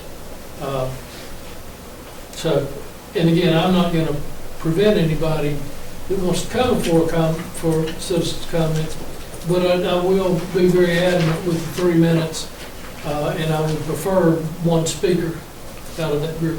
So that's my preferences, and we'll cross that bridge when we get there, I guess. Yes, sir, and I think the petition being live will help a lot, because you'll see exactly what the public's saying about it. Well, I think I'm like Brett, I read it, and I don't think, honestly, I don't think if I was going to put a great big basketball court the whole size of that parcel, that most of the people would be happy. They want to leave it a natural farmland. That's my estimation of it, and of course. Or like the picture I showed, just similar to what we have now, not farmland. Okay. All right, Madam Clerk. Yes, sir. Councilman Bishop. Aye. Councilwoman Hicks. Aye. Councilman Hubbard. Aye. Councilwoman Sacks. Aye. Councilman Showalter. Aye. Councilman Stipes. Aye. Number 6-0, thank you. Ordinance to amend Chapter 42 zoning of the Town of Christiansburg Code for the purpose of clarifying the allowance of structural projects such as awnings, canopies, roofings, gutters, architectural features, porches, and decks into minimum required yards. And I believe we had this public hearing on the 8th. And I don't think there were any comments. And it passed in full support from the planning commission. We had a lot of conversations about this, and I think we had, I think just clarifying what our town codes are. Okay. It's just great, so. Very good. So do I have a motion? I will make a motion to approve this ordinance to the amend amendment. to Chapter 42? The Chapter 42. Okay. Second. Mr. Hubbard. Any other comments, questions? Madam Clerk? Yes, sir. Councilman Bishop. Aye. Councilwoman Hicks. Aye. Councilman Hubbard. Aye. Councilwoman Sacks. Aye. Councilman Showalter. Aye. Councilman Stipes. Aye. 6-0, thank you. Approve budget amendment number 2, budget amendment 2, resolution to accept state funding for the utility debt relief up to $69,000 $900 for water and sewer charges and provide up to $9,000 in general fund monies to provide relief from stormwater, solid waste, and miscellaneous charges. You got that? I so move to approve budget amendment number 2. I should have explained, Val, to you. Val. I'm not sure why we called you, but anyway. Can you hear us? I can, much better now, thank you. Thank you. So if we're going to talk Val, get up in the mic. Do you want me to redo my motion? Yeah. So I so move to approve discussion and action by mayor, letter C, budget amendment number 2 as stated. Second. Good motion. Got a second. Any other comments? This is awesome. Valerie, we're waiting for you. No. One thing, I guess. Okay, I didn't exactly hear the question. No question. Do you have any comments towards, it's on the table right now for approval. Do you have any additional comments? On the budget amendment too? Yeah. No, other than an update. We did receive word today that the period of time will be expanded based on the expansion and the new date of the CARES Act. So remaining funds will again have to be redivided with Blacksburg, and we'll have to figure that out. So a second round may be different than what we're initially expecting at this point, because Blacksburg will probably have more to add. We were allocated the 70-some thousand based on the town of Blacksburg and the town of Christiansburg. Town of Blacksburg, their initial certifications received very few as compared to what we received. And so we looked at potentially a second round, but we got word this morning that the date for those will be extended through December 31st of 2021. So we will be working with Blacksburg to figure that out. There was in my cover letter on the motion a discussion about if you wanted to extend it beyond. And I guess at this point, because of the extension, I would suggest we just go with what we have currently for certifications, and we'll look at it again when we talk with Blacksburg and figure out what the allocation of any remaining funds are. Valerie, how many applications did we get in the town of Christiansburg? Off the top of my head, and I was unfortunately unable to pull up the information because the Wi-Fi here in this campsite is deplorable. I believe it's like 120. 156. About almost 600 that we sent out.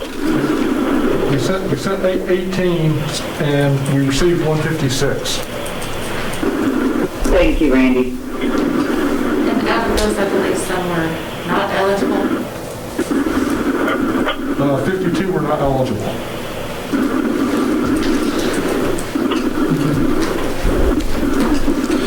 So we have a motion and a second. We know that this initial amount of $69,900 plus 9 is going to be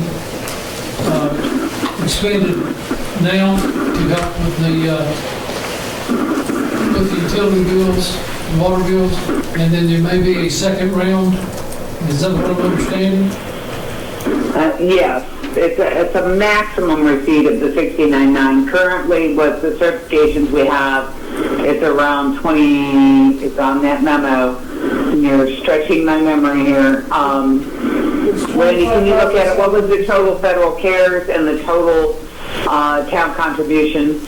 The CARES would be 25,770, and the town contribution would be 8,778.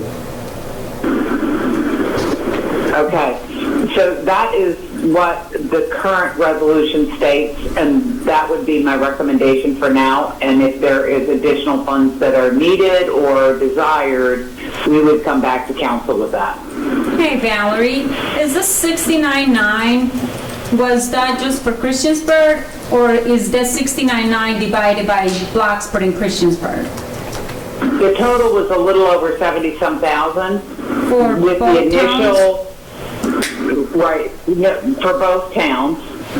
And Blacksburg was only able to receive certifications of about $6,600, which left the remaining balance for Christiansburg to use in this first round, which is why the resolution was written that way. But this morning we got word that they're extending that deadline. So the allocation of the roughly 40-some thousand that will remain, we'll have to get with Blacksburg and reach an agreement on how we're going to divide that remaining amount that may extend into December of next year. Oh, this year, sorry. Valerie, was the deadline before December the 1st, right? Is that correct? The bill had to be due by December the 1st to qualify. And we had a number of applicants that applied for January 1, but they had for bills that were due January 1. But that was not within the period at that point in time. So what we have at this point in time is what's in that resolution. So then moving forward, we'll have to look at how we allocate the remaining amount of funds in that division with Blacksburg and how many they may have that are eligible, because it was one allotment of money for both towns. So the deadline of December 1 was extended to December 31st, and then also the deadline to apply for this, was it extended as well, I imagine? No. Well, it is in the CARES Act, yes. But for this round of certifications we have, the deadline was not extended. We have been continuing to accept applications because we don't know what second round is going to potentially look like. But this resolution would cover the federal CARES Act funds and the town support for those bills that go through December the 1st, but would not include any amounts for general fund support for anything after December 1. We would have to bring that back to you depending on how we reallocate the remaining funds. Thank you, Valerie. Any other comments? You're welcome. Any other comments or questions? Hearing none, Madam Clerk. Yes, sir. Councilman Bishop? Councilwoman Hicks? Aye. Councilman Hubbard? Aye. Councilwoman Sachs? May I have a question? We kind of jumped a little too quickly. May I say that now? We're in the middle of a vote, so you can abstain or you can vote yea, nay, or indifferent. Well, Val requested us to modify. Well, I can't hear you. You got to get up to the microphone, too. As Val was talking, she requested that we modify what we're presenting today, and I don't believe that was discussed. I don't think we're modifying what we're presenting today. We may be bringing something back to you in a month. I think it's basically what she's talking about. Is it going to be less than what we're trying to do now, or is it going to be more? It may be additional funding with the extension of the program. Okay. But then that will come back to town council. Yes. Okay. Okay. As long as I understand that, thank you. Yay. Yes. It's a thumbs up, right? Thumbs up. Very good, thank you. Councilman Showalter? Aye. Councilman Stites? This 6-0. Approved budget appropriation number 2 resolution. I so move to approve the budget appropriation number 2 resolution. Okay. I second that. Motion and a second. Any discussion? It's great. Okay. Thank you to CARES Act money for that. That was well received and very well needed in the communities. Madam Clerk. Yes, sir. Councilman Bishop? Aye. Councilwoman Hicks? Aye. Councilman Hubbard? Aye. Councilwoman Sacks? Aye. Councilman Showalter? Aye. Councilman Stipes? Aye. There's 6-0, thank you very much. Next on the agenda is the discussion of code of ethics, revised report from town attorney. Mr. Broughton.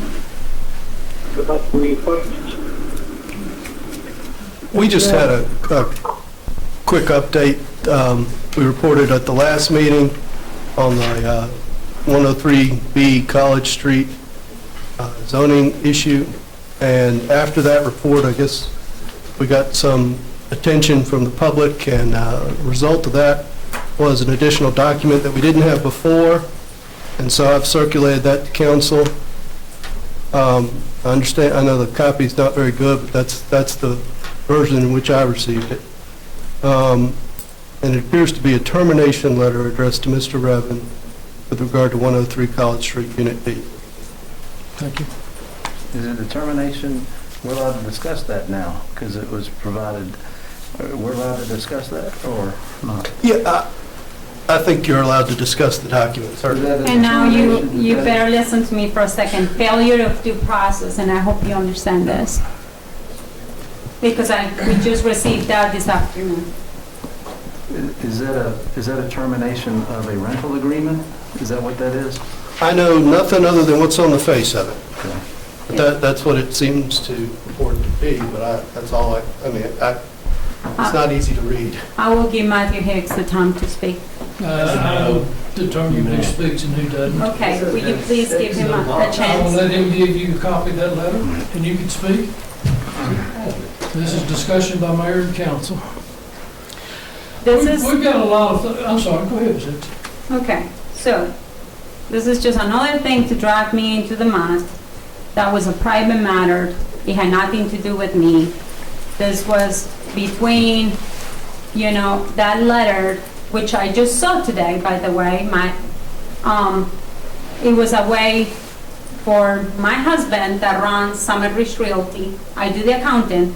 I had no knowledge, like Greg Revin came over here and said, I knew the guy because he worked for J.F. Jackson in the past.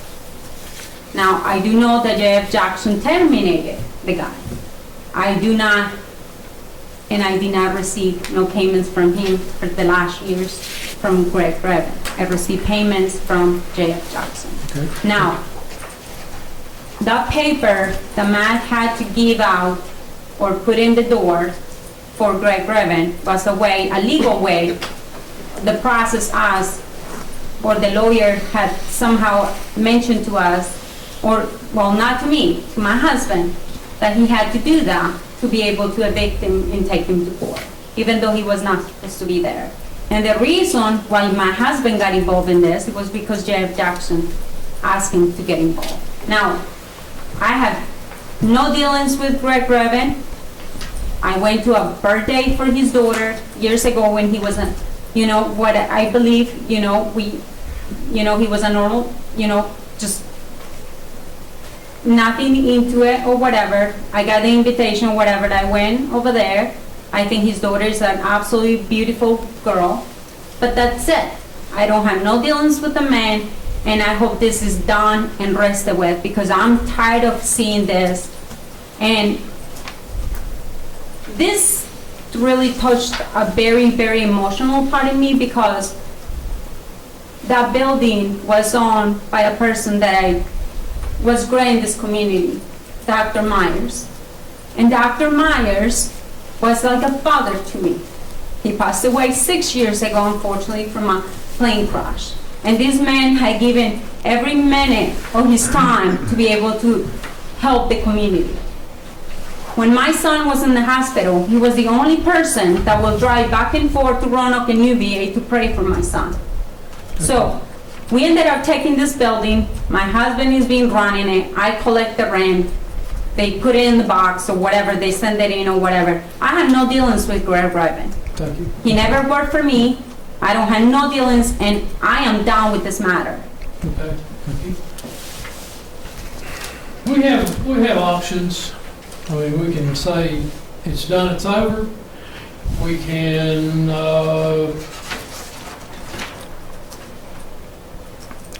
determine if malfeasance or misfeasance, not only for this matter, but in performance at all and other issues, has been committed, and we can fine a member, we can sanction a member, or we can, with a 5-0 vote, we can vote a member off of council. So I think that I'm going to ask council the last meeting of February, this will go back on the agenda, and we will either terminate it or take whatever action the council wants to take. Is that agreeable with council? Or do you want to drop it now? You know, I don't say too much, but I'm not taking anyone's side. I'm trying to stay as neutral as possible. Previously, we've received letters that everything's been taken care of on College Street, correct? And it's my understanding, once again, that the tenant was renting from his boss. Exactly. You know, at that time. I am ready to drop this. I mean, I'm not taking anyone's side, but putting my other hat on, I think enough's enough. Okay. That's my So you want to opinion. drop the issue about 103 College? Yes, I do. Anybody else? I do have a concern, is that previously, let me rephrase this. If Mr. Revin was renting from JR, whatever it is, Enterprises, as a employee taking care of the place, would he not pay his rent to Jackson? I don't know what happened between the two of them, but I do know this, Marisa. Every month I got payments from JF Jackson, and that is it. I never received those payments from Greg Revin. Now, Greg Revin, this summer, decided to say whatever, that he was, you know, I had no clue of what these dealings were going on. I had no clue that a gun was pulled on until that came out over here. My husband, we have a lot of properties that we manage, and if I was to tell my husband everything that's going on with council, he doesn't want to hear it. My husband doesn't tell me about what's going on with his private matters as far as leasing or contracts or whatever. He's a broker, he's a realtor, he has his own handlings with real estate, rental management. I have my own handles with real estate and rental management. I don't go up to him and tell him everything that I'm doing. And therefore, I had no clue of what's going on. Do you understand? Today, the letter, he just told me today, he doesn't want to talk about it. He's done. He's like, this is done and over with. Okay, thank you. And I'm to tell the truth, this feels like harassment. It definitely feels like harassment. All you guys keep doing is, in my opinion, push me out of the door. And listen to this, I am not moving. I am not going out. I got over 3,000 volts, and if you think that you're gonna kick me out for something I haven't done, good luck to you, okay? But I was elected by the people, just like you all were. And I believe I deserve respect because I have not been feeling very respected in here. I am the first Hispanic ever elected in this town. And all I am being pushed around with is a whole bunch of people that here in council, besides with the exception of Mr. Bishop, you guys have not welcomed me. You treat me like I'm your enemy. I'm not your enemy. I came over here to work. I'm not finished, Mrs. Sox. Yes, you are. I came over here to work for the people and not to work to attack me.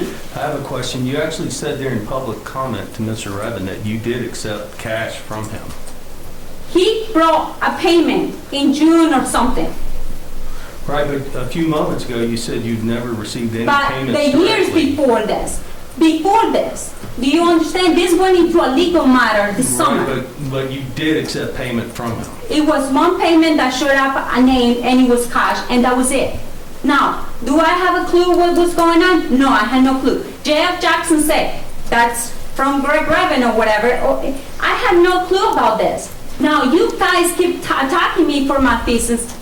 This is not my business. This is my husband's business, which you have nothing to do with it. And you shouldn't be getting involved. Even this lady, Rebecca, everything she was saying. The guys went over there to fix her electricity stuff or whatever, and her boyfriend was drunk the majority of the time. He refused to allow our people to go over there. I do not think that's appropriate to discuss in Opal Council what somebody has done with well, a private residence. Well, this is definitely attacking my family. My question is, Mr. Evans said he paid you in cash, and you said you didn't know what it's for. Is it typical people come to the door that you don't know, that you take cash from and don't question You know what, Mr. Showalter? You will be amazed to know the amount of people that come to my office to bring payments, including college students, and they don't even sign big money grants or the money orders. You have no idea who they are. You just accept the cash, correct? If you're doing you know what? I will get a text message. I will have to contact everybody. I do a lot of checking, and my husband knows about this because I'm like, do you know from who this is from? I have no clue a lot of the time, and I do think, you know what, since you do work for Virginia Tech, a lot of the students are from Radford, but that's another matter. They don't even know how to write the checks. I don't understand how that has to do with the question. I'm just saying that just because I received a payment in June or something like that in cash from somebody, but that guy Greg Revan, that doesn't mean I was renting to him, because I was not. But Mrs. Hicks, the document that was shared through Mr. Broughton has your signature on it. It's not a signature, that's my name, and my husband wrote it in there as a way to, you know, he was doing that. I didn't write that, and that is not a legal action you can take against that. Why would your name be added if it wasn't needed? My husband, can you take a stand on this, please? You, Joanna. You know why? Because he runs Summit Ridge Realty. And because you own it with him. I don't own Summit Ridge Realty. It's He an does. LLC in my name. This is a material notice. It's not a legal document. Reed should know that. My gosh. How many of these have I stumped one So of? Joanna, that is not your signature. Your husband signed your It's not. signature. That is not it's even a a signature. He doesn't printed even name. say on the paper it's a Printed. signature. Printed Does it name. say it's a signature in there? There is no. It doesn't say under there. This is a signature. So it isn't your signature. It's not on my signature. It's a printed name. It's a printed name. It's not my signature. I didn't sign it. My husband didn't need to sign it, and he did not sign it. He wrote my name on it. Now, why did he do that? He didn't think about it. He was trying to get rid of the guy. Thank you. Ms. Sykes, did you ever get your question answered? I don't believe so. Are you willing to go to pursue, you'll let it ride? I'm about as tired of this as everybody else is, to be quite honest with you. So, Let's move on. on February the 20th, the last meeting of February, we'll be on the agenda one more time for a final discussion. I thought we are done with this tonight. Do you really have to continue to drag this on forever? I mean, it's been on for 8 months, I think. That we have with you and complaints that could affect your part. No, all you have been trying to do is trying to get rid of me. All you have trying to do is get rid of me. That's harassment right there. All right, thank you. Do you want to go back to the comment you made several years ago about me and the minorities? How we don't do nothing around here? I never said that. Yeah, you did. Yeah, you did. You told me that, and you told me that the minority over here is don't have to say. Stop it! You're done. This is ridiculous. It's getting out of hand, and it's a damn embarrassment. And it came up because of College Street. So Reed, I'll be in touch with my lawyer tomorrow. I guess we gotta go another month. Hi, Mr. Season. This gets so out of hand where we cannot ask each other a question and get a simple answer, and I'm frustrated. And it's true. It is true. There are a lot of statements that go around. I would like to have grown-up street property back in here again as well with mine, because if mine is, how is it clear? The guy said he sleeps there, and she rented to the other guy, and she took another guy to court, which He actually lived up there. It's an apartment. It is an apartment. There is the court case.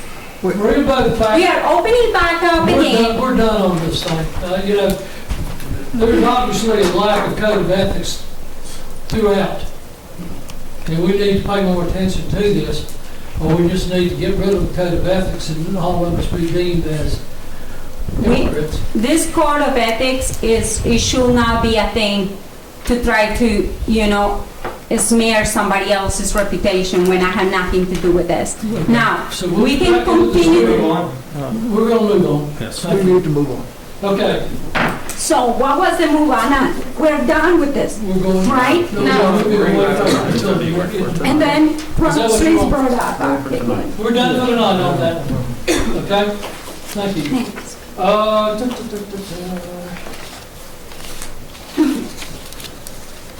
Staff reports. Mentioned in the managers. Get that mask off. So I mentioned in the weekly update that we were looking at the connector route, and we mentioned the possibility of a naming contest for the connector route. The connector route I'm talking about is the North Franklin Street Peppers Ferry Road connector route that would connect basically beside the Food Line Plaza on North Franklin Street at the new signal. It would go basically across the intersection of Cambria and Providence Boulevard, where there'd be a roundabout, and then continue on to to Peppers Ferry Road at the new signal at Quinn Stewart Boulevard. We are, of course, looking at developing the connector route through the park, or at least to the access to the park, and we're looking at potential names for that. I know council's mentioned the possibility of having a naming contest for that. I'll just open up to council what your desire is for that. So we are Patrick's Way is a reasonable name? Well, I don't think we necessarily want Patrick's Way for the name of it, which is the name of the street that is basically been realigned there at the Food Line Plaza between North Franklin Street and Oak Tree Boulevard. You'd like to think about this a little bit. Whatever council's desire is, if you'd like to have a naming contest, if you'd like to come What up happened to with, the sponsorship? we're still going to work on those. Okay, thanks. If council wants to have a naming contest, if you want to come up with names amongst yourselves for discussion, if you want to take it to Parks and Rec Commission or Street Committee, that's fine too. Just let us know maybe what direction. I think it's a good idea to let the town, the citizens of the town get involved. I'll speak to that. I thought it was going to be on the agenda this evening. I was going to bring it up during council reports, but I'm going to go ahead and throw something out there as a proposal, actually. There's a lot of history on the property that this road goes across. Many folks don't know, but Christiansburg Institute used to be 184 acres, and most of this road is on former CI property. And I would like to recommend that we name the road the Booker T. Washington Parkway. I'm going to read a little excerpt that I brought this evening about Booker T. Washington, a fascinating personality that was advisor for the school. He's a regional child too. He's from Franklin County, Hales Ford in Franklin County. A new era for the Christiansburg Institute began in 1896 when Booker T. Washington, founder of Tuskegee Institute, became advisor to Christiansburg Institute. In 1909, Washington addressed almost 5,000 Christiansburg residents, both white and black. The Christiansburg Institute implemented a curriculum similar to those at Tuskegee and Hampton Institutes, continuing to grow throughout the early 20th century. The Institute expanded to property at 140 Scattergood Drive, where the 1927 Edgar A. Long building is today, named for the principal of the Institute from 1906 to 1924, which still stands. In 1947, the Friends Freedmen's Association deeded the Institute to Montgomery County, Radford, and Pulaski County school systems. During the years of segregation in Southwest Virginia, Christiansburg Institute served the educational needs of African American students from up to 15 counties at a time. Of course, Christiansburg Institute closed in 1966 when local public schools integrated. And this is not my idea, but I feel passionate about it. Having been here this long, I give full credit to Melissa Dennett. And we can go through a naming contest. But I did not know Christiansburg Institute existed. I grew up in Blacksburg, okay? I didn't know until 24 years ago about this when I moved here and learned about it. But this road is primarily on Christiansburg Institute property. I think it would be an outstanding tribute to Christiansburg Institute and to a lot of things. And I'll go a step further, and this is, well, I'm going to bring it during council report. I won't say peak during council report, but I think we got to go the next step and name the Christiansburg Park our new park. We've talked about it, but I think we should name it Heroes Park. Heroes is a catchy name, and it's something that the town, future town councils can decide who our heroes are. They could span the gamut of our sports figures, our military service people, civil rights leaders. It's unlimited. Withers Park in Withville, my lovely wife took some pictures actually Saturday, not knowing this was going to talk about this tonight. She took some pictures in Withers Park, and they have different types of things. But Heroes Park, I'm going to go ahead and throw that out there. I'm not just for y'all to think about, but I think it goes along with this Booker T. Washington idea, and it leads to Heroes Park. And Heroes Park, our new park could be named that, and it could be something that our future councils can decide who our heroes are and can memorialize them throughout the park in all kinds of creative ways. So there you go. I'm done. I'm sorry to take up time, but I was going to bring up that during council reports. You know, I think that comment about Booker T. Washington, if it was, they had a huge article in the Roanoke Times yesterday, I'm not sure if you saw that, about him, and saying the exact same things you did there. And I think that I could support that. Now about the Heroes Park, I think that's a good idea too, but I think in the back of everybody's mind is that we're hoping that we can get a company to name that after, the Carillion Park or whatever, and get some money out of it.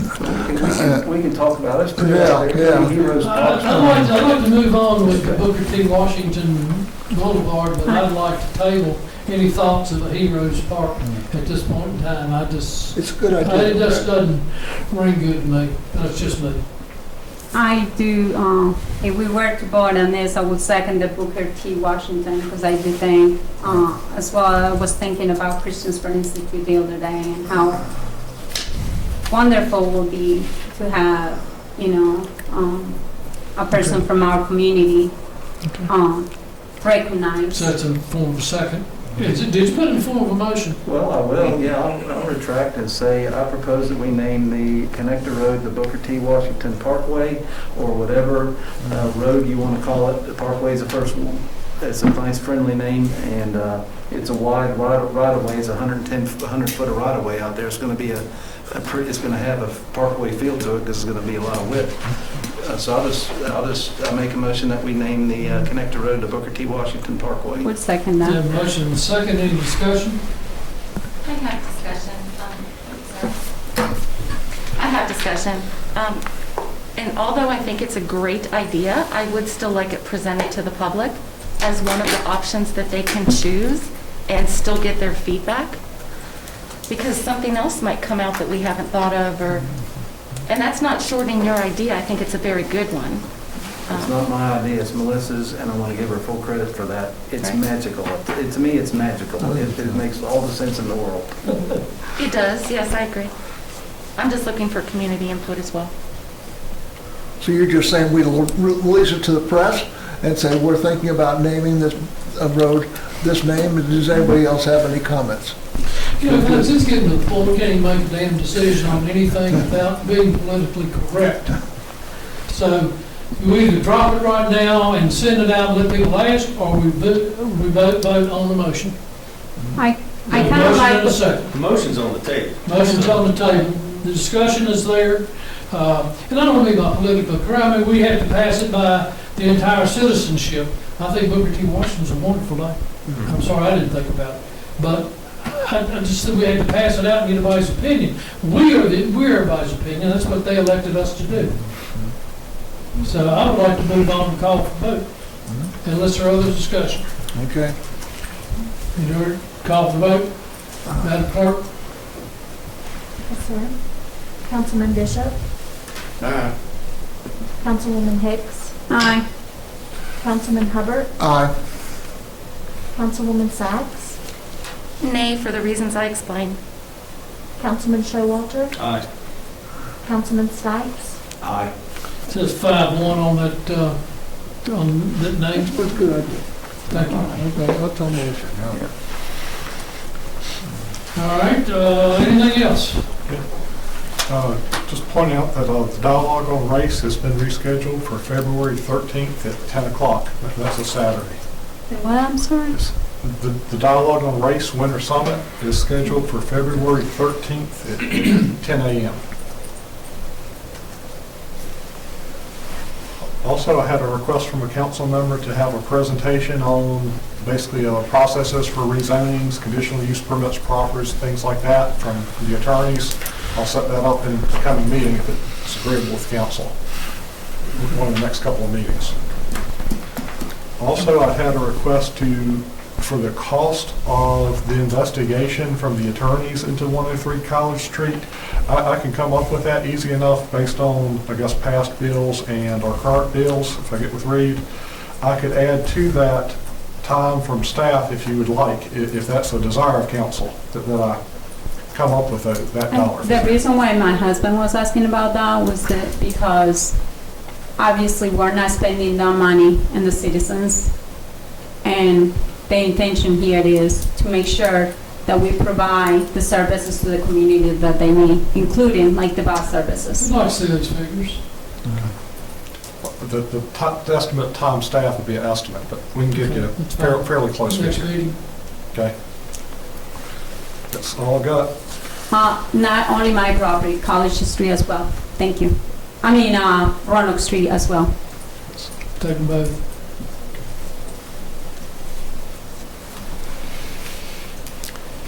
Mr. Brown, you got anything else to add? No, but thank you, Mayor. Any other staff? Okay, then we will begin this section of the reorganization of the year 2021 with the election of vice mayor. Mr. Mayor, I would like to make a nomination of Councilman Bishop. Councilman Bishop has, of course, been on council now for 5 years. He's also retired, and if for some reason you could not do something, Mr. Bishop would be able to fill in for you. And I myself think he would be an excellent vice mayor for 2021, and I'm going to put that in the form of a motion. I'll second that. I can second that. Motion and a second. I have a I question. assume you will accept that. Yes. Can we go back just a few years? Like, I've only been on for a few years, but who held that position previously in the last several years? I know it was me, then Mr. Hubbard. Mr. Hubbard, you've had it, Mr. Stipes had it, Mr. Bishop has had it 4 years ago, somewhere, 3 or 4 years ago. Mr. Showalter had it right before that. Okay.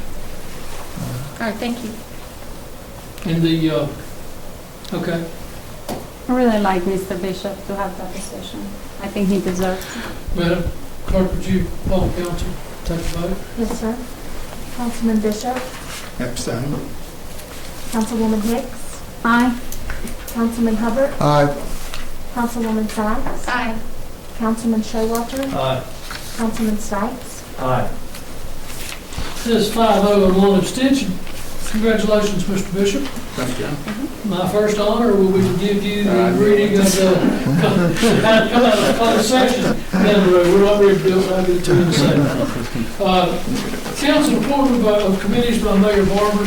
The only, We're on regular, set regular meeting dates of Oh, yeah. council. currently our regular meeting dates are the 2nd and 4th Tuesdays of each month at 7 o'clock. I'll second that. I can't make a motion, I'm just telling you what it is. So moved. Motion? And a second. And a second. Madam Clerk, any discussion? Madam Clerk? Yes, sir. Councilman Bishop? Councilwoman Hicks? Aye. Councilman Hubbard? Aye. Councilwoman Sykes? Aye. Councilman Showalter? Aye. Councilman Stipes? Aye. 6-0.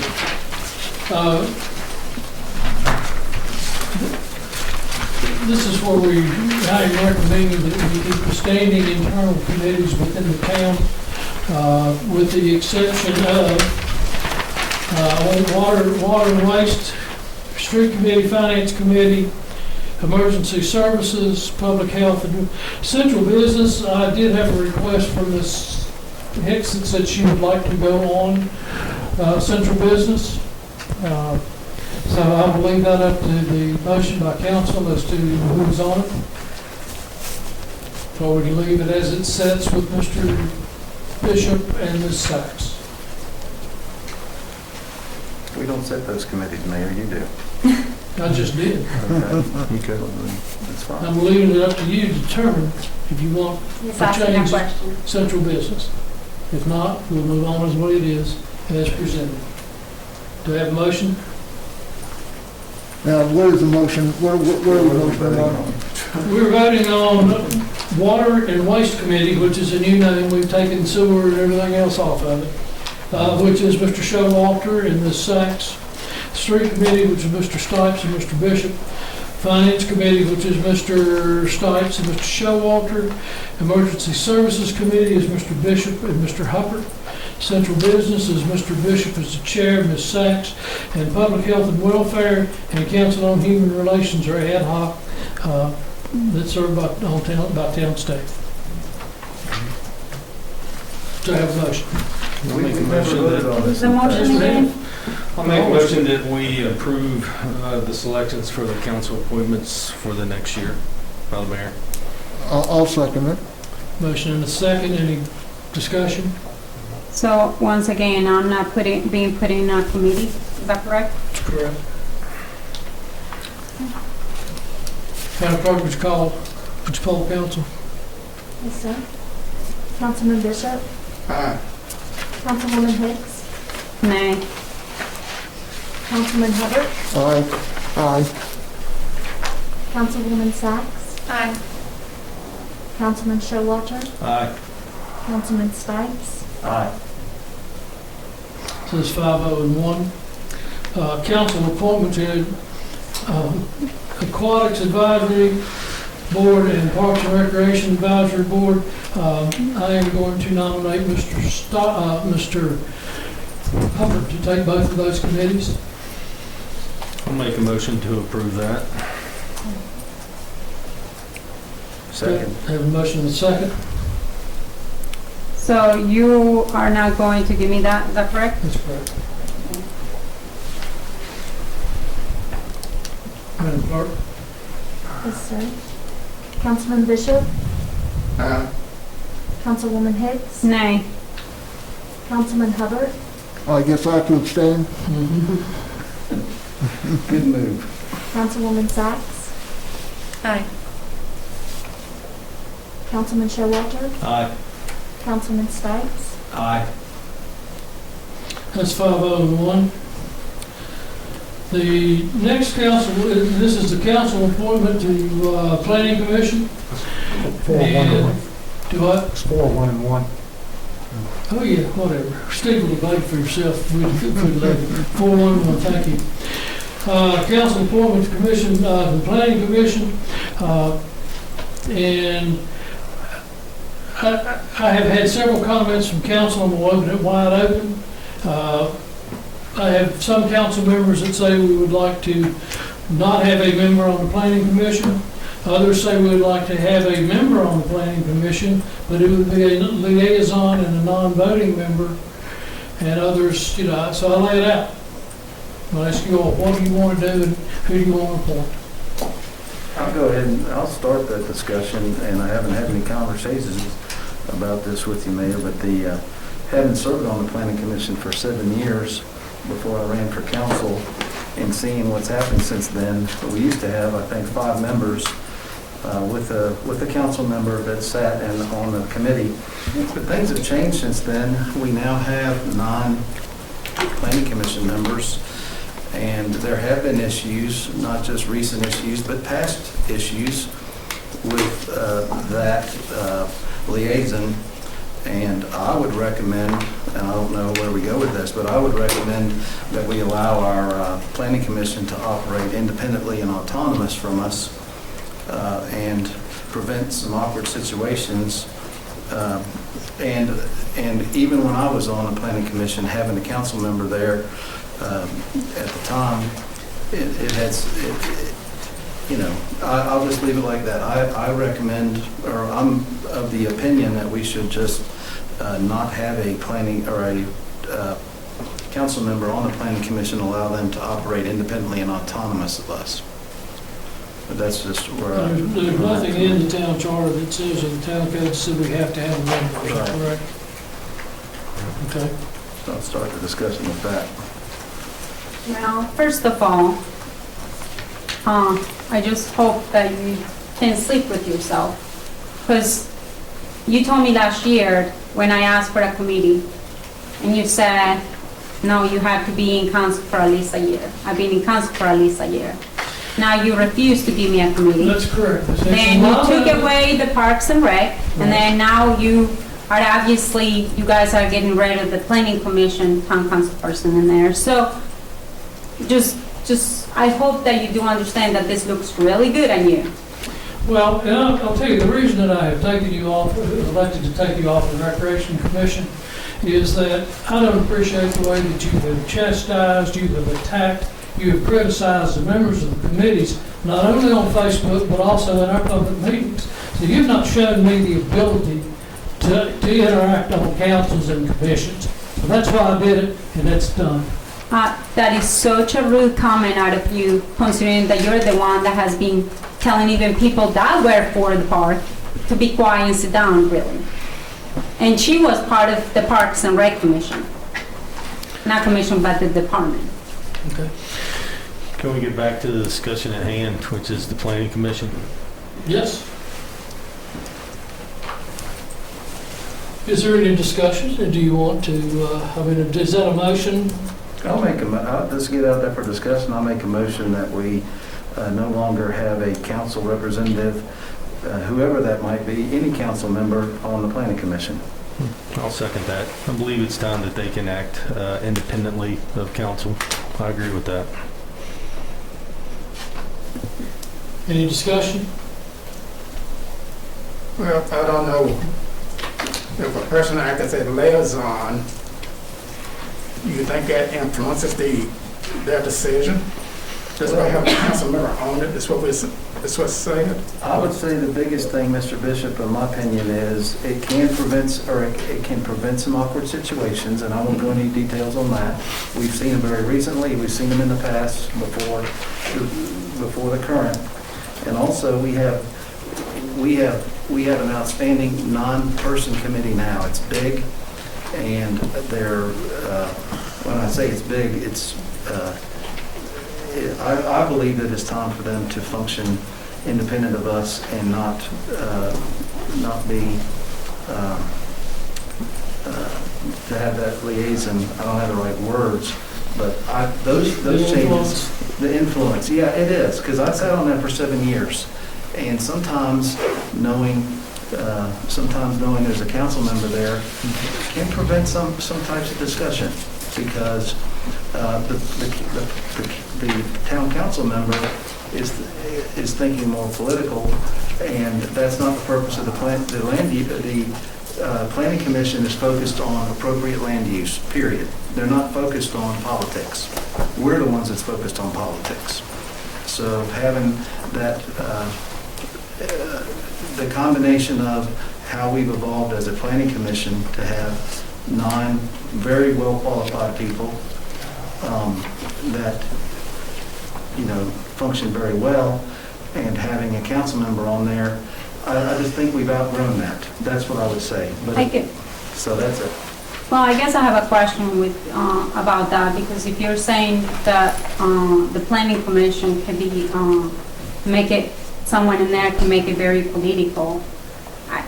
I don't completely understand the statement when there is other instances here that I see, for example, like central business being kind of on the edge of that, mostly when, the person that ran the central business committee too, was part of that or whatever, making banners for downtown with her logo on it. I think, that right there is a political Planning thing. Commission, that's what we're talking about. We're not I'm talking just about saying central that- business, which has nothing to do with the Planning Commission. And I'm just saying, council in general. Can you I think explain to me how a planning commission can make it a political position, because I don't understand it. I did not say it would make it a political position. I said the evolution of our planning commission to where it is today, I think that we've outgrown the need for a planning or a council member liaison of any sort. And having a town council member there can influence some of the discussions. I didn't say it made it political. I never said that. What I said is that person has a political, and I have a political angle on things, but the planning commission is focused on land use, appropriate land use, period. We're focused on taking that land use expertise and recommendation and looking at it through the lens of politics of our community. Is this best? Like the action we're going to delay for 2 weeks. The difficult decisions, because we take their recommendation and then we look at it through our political lens and say, does this make good sense for our community as a whole? So I've said enough, but I think the changing times and where we are now with our planning commission, we've outgrown the need for a council liaison. But that's council's decision, that's just my thought. How does Blacksburg do it? I wondered, others around the areas. Do they have a town council member part of the planning commission? Blacksburg has a council member that is a voting member. Montgomery County has a liaison that is a non-voting member. Because that position can be a non-voting position, but it can still be there. I do personally think, not just because I was part of there, I actually really, really enjoyed it. Besides the one, the one person is no longer with us, I really miss him, but everything else, I think, as far as the planning commission, I think is really good for the town council member to be there. And that's not preventing any council member from attending. We can attend, in fact, the meetings, I've attended several planning commission meetings of interest. That's not preventing you from, or any of us from attending a planning commission meeting and commenting. That's always allowed. So it's a public meeting. So I'm not proposing that. I'm just saying I think the time is right to let them operate autonomously and independently of us. And that's just my opinion.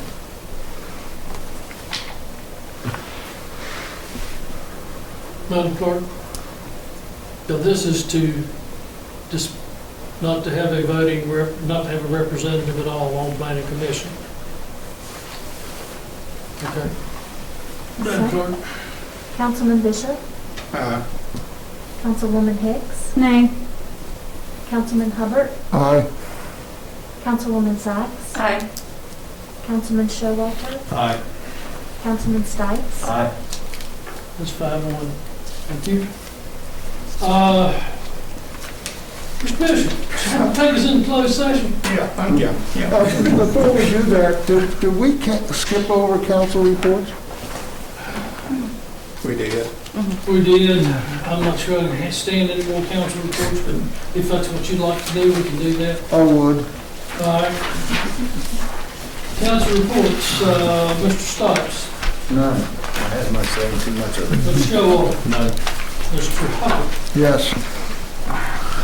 One thing I would like to bring out on your desk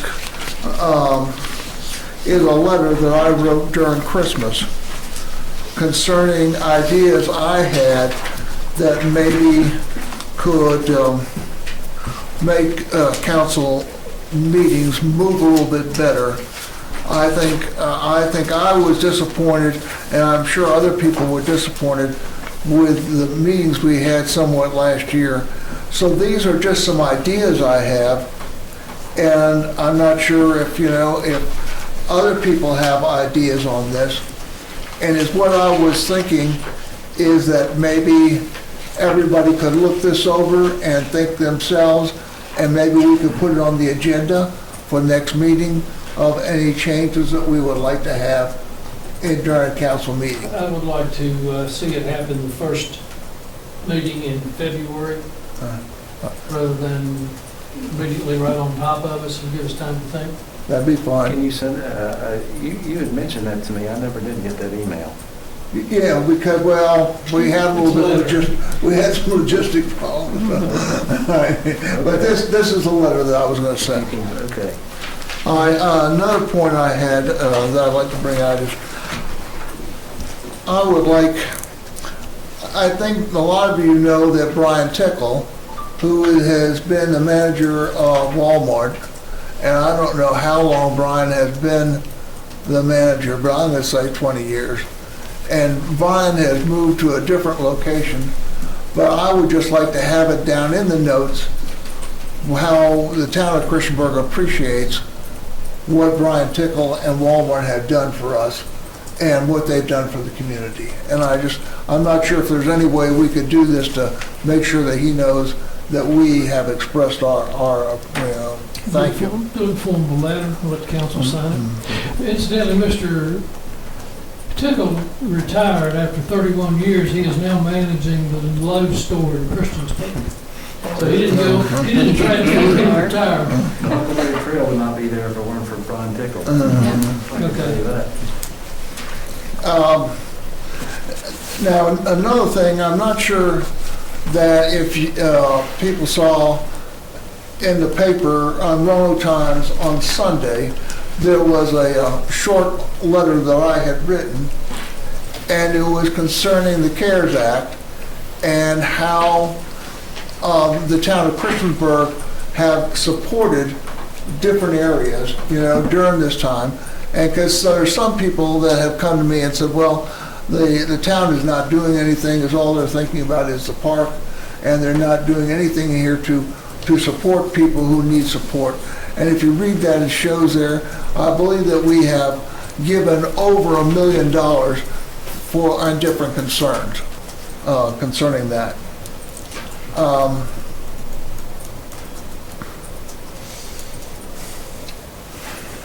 I guess that's, another thing I wanted to bring out. I think everybody has to have had the feelings that I've had concerning what happened in Washington, D.C. last week. To me, that's inexcusable. And sometimes I think they're looking for us politicians to say something about how that went. And, we talk about Watergate, we talk about other things. This thing was much more. And sometimes it scares me a little bit that things like this are going to trickle down to towns like here, and we're going to have yelling and shouting matches, and things are going to get out of hand. And I just want to encourage all of us here on council, to be professional at all the time. And I'm through. Mr. Bishop? No, I don't have anything. Ms. Sachs? The only thing is the Arts Advisory Board. We've decided to let them work on the tasks at hand and not add anything new at this time. That staff is a little bit overwhelmed, and we don't want to put extra pressure on them. So we're giving it a month before we re-meet. Thank you. Ms. Hicks? I would really like to encourage people to see if they can use the local restaurants and go and shop at your favorite local restaurants and, encourage people to go out to these restaurants and support them during this time. So I think not just the restaurants, but local businesses. I think I really like what the city of Radford is doing. I forgot what they called it, but it was they're having like a week Restaurant week or something, something featuring 5 restaurants, and it's restaurant week and encouraging Yeah, days yeah. or something. And I think that's very positive, and I would love and encourage the citizens to help us do this. I mean, it doesn't have to be us town council members going out to a restaurant and saying, hey, come out here, or, whatever shop it is that they like to go to. I mean, including, even like printing supplies, like Marissa Sachs plate. I didn't mean to endorse that, I'm not, but I'm just saying, use your local businesses. Shop small, shop Yeah, local. chop small, chop local, and I think, I think it can send a big wave out there and a message, because I do think that the local businesses are needed. And it just hurts to see, not just local businesses, but it hurts to see, everything that they're going through during this pandemic and, trying to survive and try to make it. And I think a lot of people have lost their jobs. We had many of our tenants actually lost their jobs because they used to work for places like Country Cookie. And they had a job for 20 plus years, and all of a sudden they lost their jobs now because, COVID and everything else. So I do encourage people to, if they're gonna support anything, I'm not trying to say don't go to Amazon or any of these stores, but if you can, shop local, stay local. It's a great way. With our public information people the next day or two and see if we can spitball some ideas with them so we can come up with. I think it's That would be great. I think, even getting the Facebook or anybody that wants to make a video or pictures, or maybe we can have a venue where, somebody can say, this is really, really good plate, or this is a really good sandwich, or this is a really good coffee, or, I don't know, something like that. I think you could script it after the shop local Saturday. After Thanksgiving. And 1090 local, I just don't quit now, let's keep doing it. And almost a great niche would be show the love to our local businesses it would give It's us enough Valentine's. time for Valentine's Day. And I put something out there the other day. I really love the Christmas displays that were done downtown. I think the high school students did a fabulous job bringing the Christmas cheer. And I think a lot of people try really hard to do that during the holidays, but I don't think we have to stop there. I think even during the holidays, not holidays, but Valentine's or during this time, I think a lot of people are dealing with depression, pain, COVID, not being able to see family members, losing family members. I'm losing my grandfather as I'm speaking right now. And I think if we can be able to just even put hearts on the windows, I think that can do something, Put hearts anywhere where you work. It doesn't take a lot. Tell your kids, go right ahead and do something with crayons and put it on there and put it in a piece of paper and put it in the window. I just think spreading more of, we are here for you and we're here together. We got to make it together. This whole thing with COVID and everything else, and I think everybody's emotions are high. And maybe I play into this a little bit. I want to be. I'm not saying that I want to be loved by you guys, but what I'm saying is that I hope this 2021, like Mr. Hopper was saying, we don't have to agree on everything. But I hope that we can work on everything together. Thank you. The only thing I have to add to any of this is a very friendly reminder that your COIA forms are due by the 1st of, I'd like to say before the 1st of February, they have to be done by the 1st of February. Does that all you had any turned into? Yes. Okay. So they are still right on front burner for us. Okay, now, Vice Mayor Bishop. Request for a closed meeting on Virginia Code 2.2-3711A1 for the discussion, consideration, or interviews of prospective candidates for employment, assignment, appointment, promotion, performance, demotion, salaries, disciplining, or resignation of specific public officers, appointees, or employees of any public body. The closed meeting is being held for discussion of personnel, specifically the appointment of officers for the year 2021. And that's form of a motion. I second that. Motion and a second. Madam Clerk? Yes, sir. Councilman Bishop? Councilwoman Hicks? Aye. Councilman Hubbard? Aye. Councilwoman Sykes? Aye. Councilman Showalter? Aye. Councilman Stites? Aye. So thank you. We're going to take about a 3-minute break. At that time, I will ask everyone except the town attorney to leave the room. Okay. Yeah. Mr. Bishop, Okay. Vice Mayor Bishop.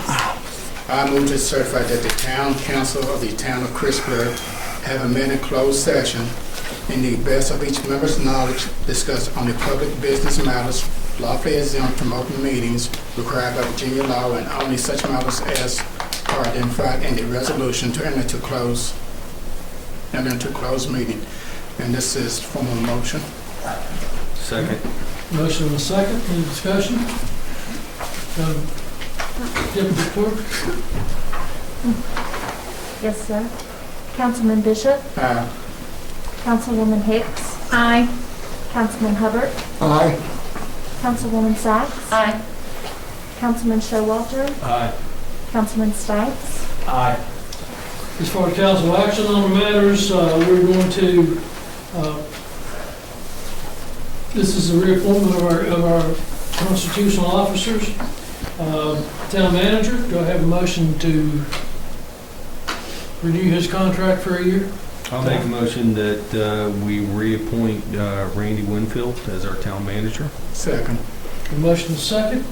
Discussions? Madam Clerk? Yes, sir. Councilman Bishop? Aye. Councilwoman Hicks? Aye. Councilman Hubbard? Aye. Councilwoman Sykes? Aye. Councilman Showalter? Aye. Councilman Stites? Aye.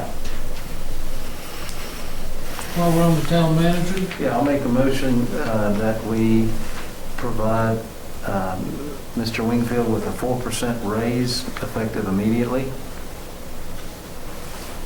I'll second. motion is second. With that being said, I'll also note that Mr. Wingfield has served us loyally for the last 2.5 years. Randy, is it about, did he take a seat in April? I think that's correct. So Mr. Wingfield, as for the people that are watching and the people that are here, Mr. Wingfield has not had a raise in 2.5 years.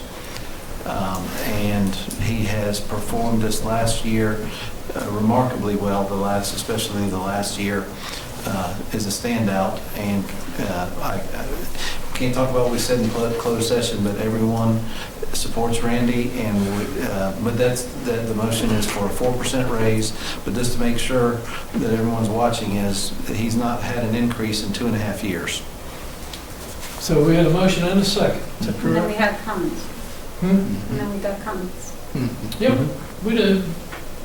So, obviously, I voted on for town manager. I think he is trying to do the best that he can this year with what we got. We got a lot going on in this town, and obviously there was a lot of, pushback and everything else, but I do think you have done a great job. And I'm sorry that I will have to decline as far as the race right now, and I hope you don't take this personal. And I think it's just because I just have a hard time right now doing this and making this decision during a pandemic, where a lot of our people in the town are losing their jobs, and I know you know that. So Okay. I just please don't take it personal. Thank you. Any other comments? Madam Clerk? Yes, sir. Councilman Bishop? Aye. Councilwoman Hicks? Nay. Councilman Hubbard? Aye. Councilwoman Sykes? Aye. Councilman Showalter? Aye. Councilman Stites? Aye. That is 5-1. I'm going to move down to the clerk of council, Currently, Ms. Henline is serving as deputy clerk, and I would like a motion if someone would like to. I would like to. I've never been able to do this. I've never been able to do this. I'm 14 and a half years on council. It would be my pleasure to nominate Ms. Tracy Henline as clerk of council. I'll second that. Motion and a second. Any discussion? Welcome aboard. You have been working with us for how long, Tracy? For the town for 13 years. For 13 years. Thank you. You want to seal your own fate, or do you want to do it by acclamation? Yeah, this is your opportunity to leave. This is your opportunity. Councilman Bishop? Councilwoman Hicks? Aye. Councilman Hubbard? Aye. Councilwoman Sachs? Aye. Councilman Showalter? Aye. Councilman Stipes? Aye. Congratulations, I may now call you formally Madam Clerk.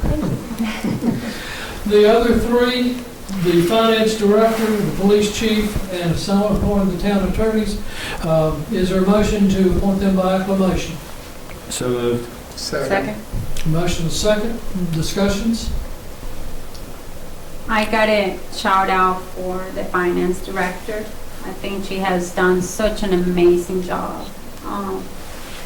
Working with this very tough to deal with budget this year, trying to make sure that people get their applications in, as you can well see today with the water and stuff. I know Randy and a lot of our town people were able to help with that, but I think she has done a good job with the numbers and everything else, making sure that our budgets balance almost daily in the town, and I appreciate her job.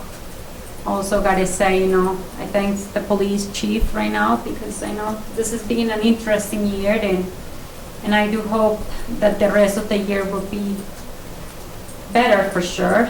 And I hope that, it can definitely be better for everybody. Where do you go? There you go.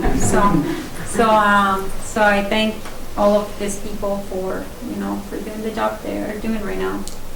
So we have a motion, and any other discussions? Yes, I'd like to thank everyone for doing a fine job. And once again, I'm going to pick on the police chief, since I've sort of walked in his shoes. A lot of times they don't get the credit they deserve. Get up to the mic, Sam. I took this off. Anyway. But you lean back. I know, I wanted to see him, I can't see him. Anyway, police chief, I want to thank you and your department for what you do, because I know what it used to be like, and I imagine today I wouldn't want to do it again. So thank you, sir. How's it? I would just like to thank all three of their professionalism, especially Val's and Mark's, their leadership within their department. I believe your leadership reflects on your people, and it reflects on our community, so we appreciate it. And Reed, of course, I just want to reiterate the professionalism your firm has shown our town and its citizens. Thank you. The only thing I would like to add to this is I congratulate all that performed well. One thing that you won't, Mark Sisson won't tell you, but I found out, every year they do some internal awards within the police department, the Citizen of the Year, Citizen Employee of the Year, so on and so forth. And they also do an Officer of the Year. Unbeknownst to Mark, his officers unanimously voted him Police Officer of the Year and presented that award to him. So, Mark, I know you're very humble, but we do appreciate what you do. That's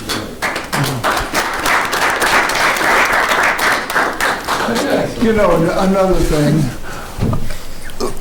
I think everyone here in Christiansburg, all the employees that we have, they're doing a great job.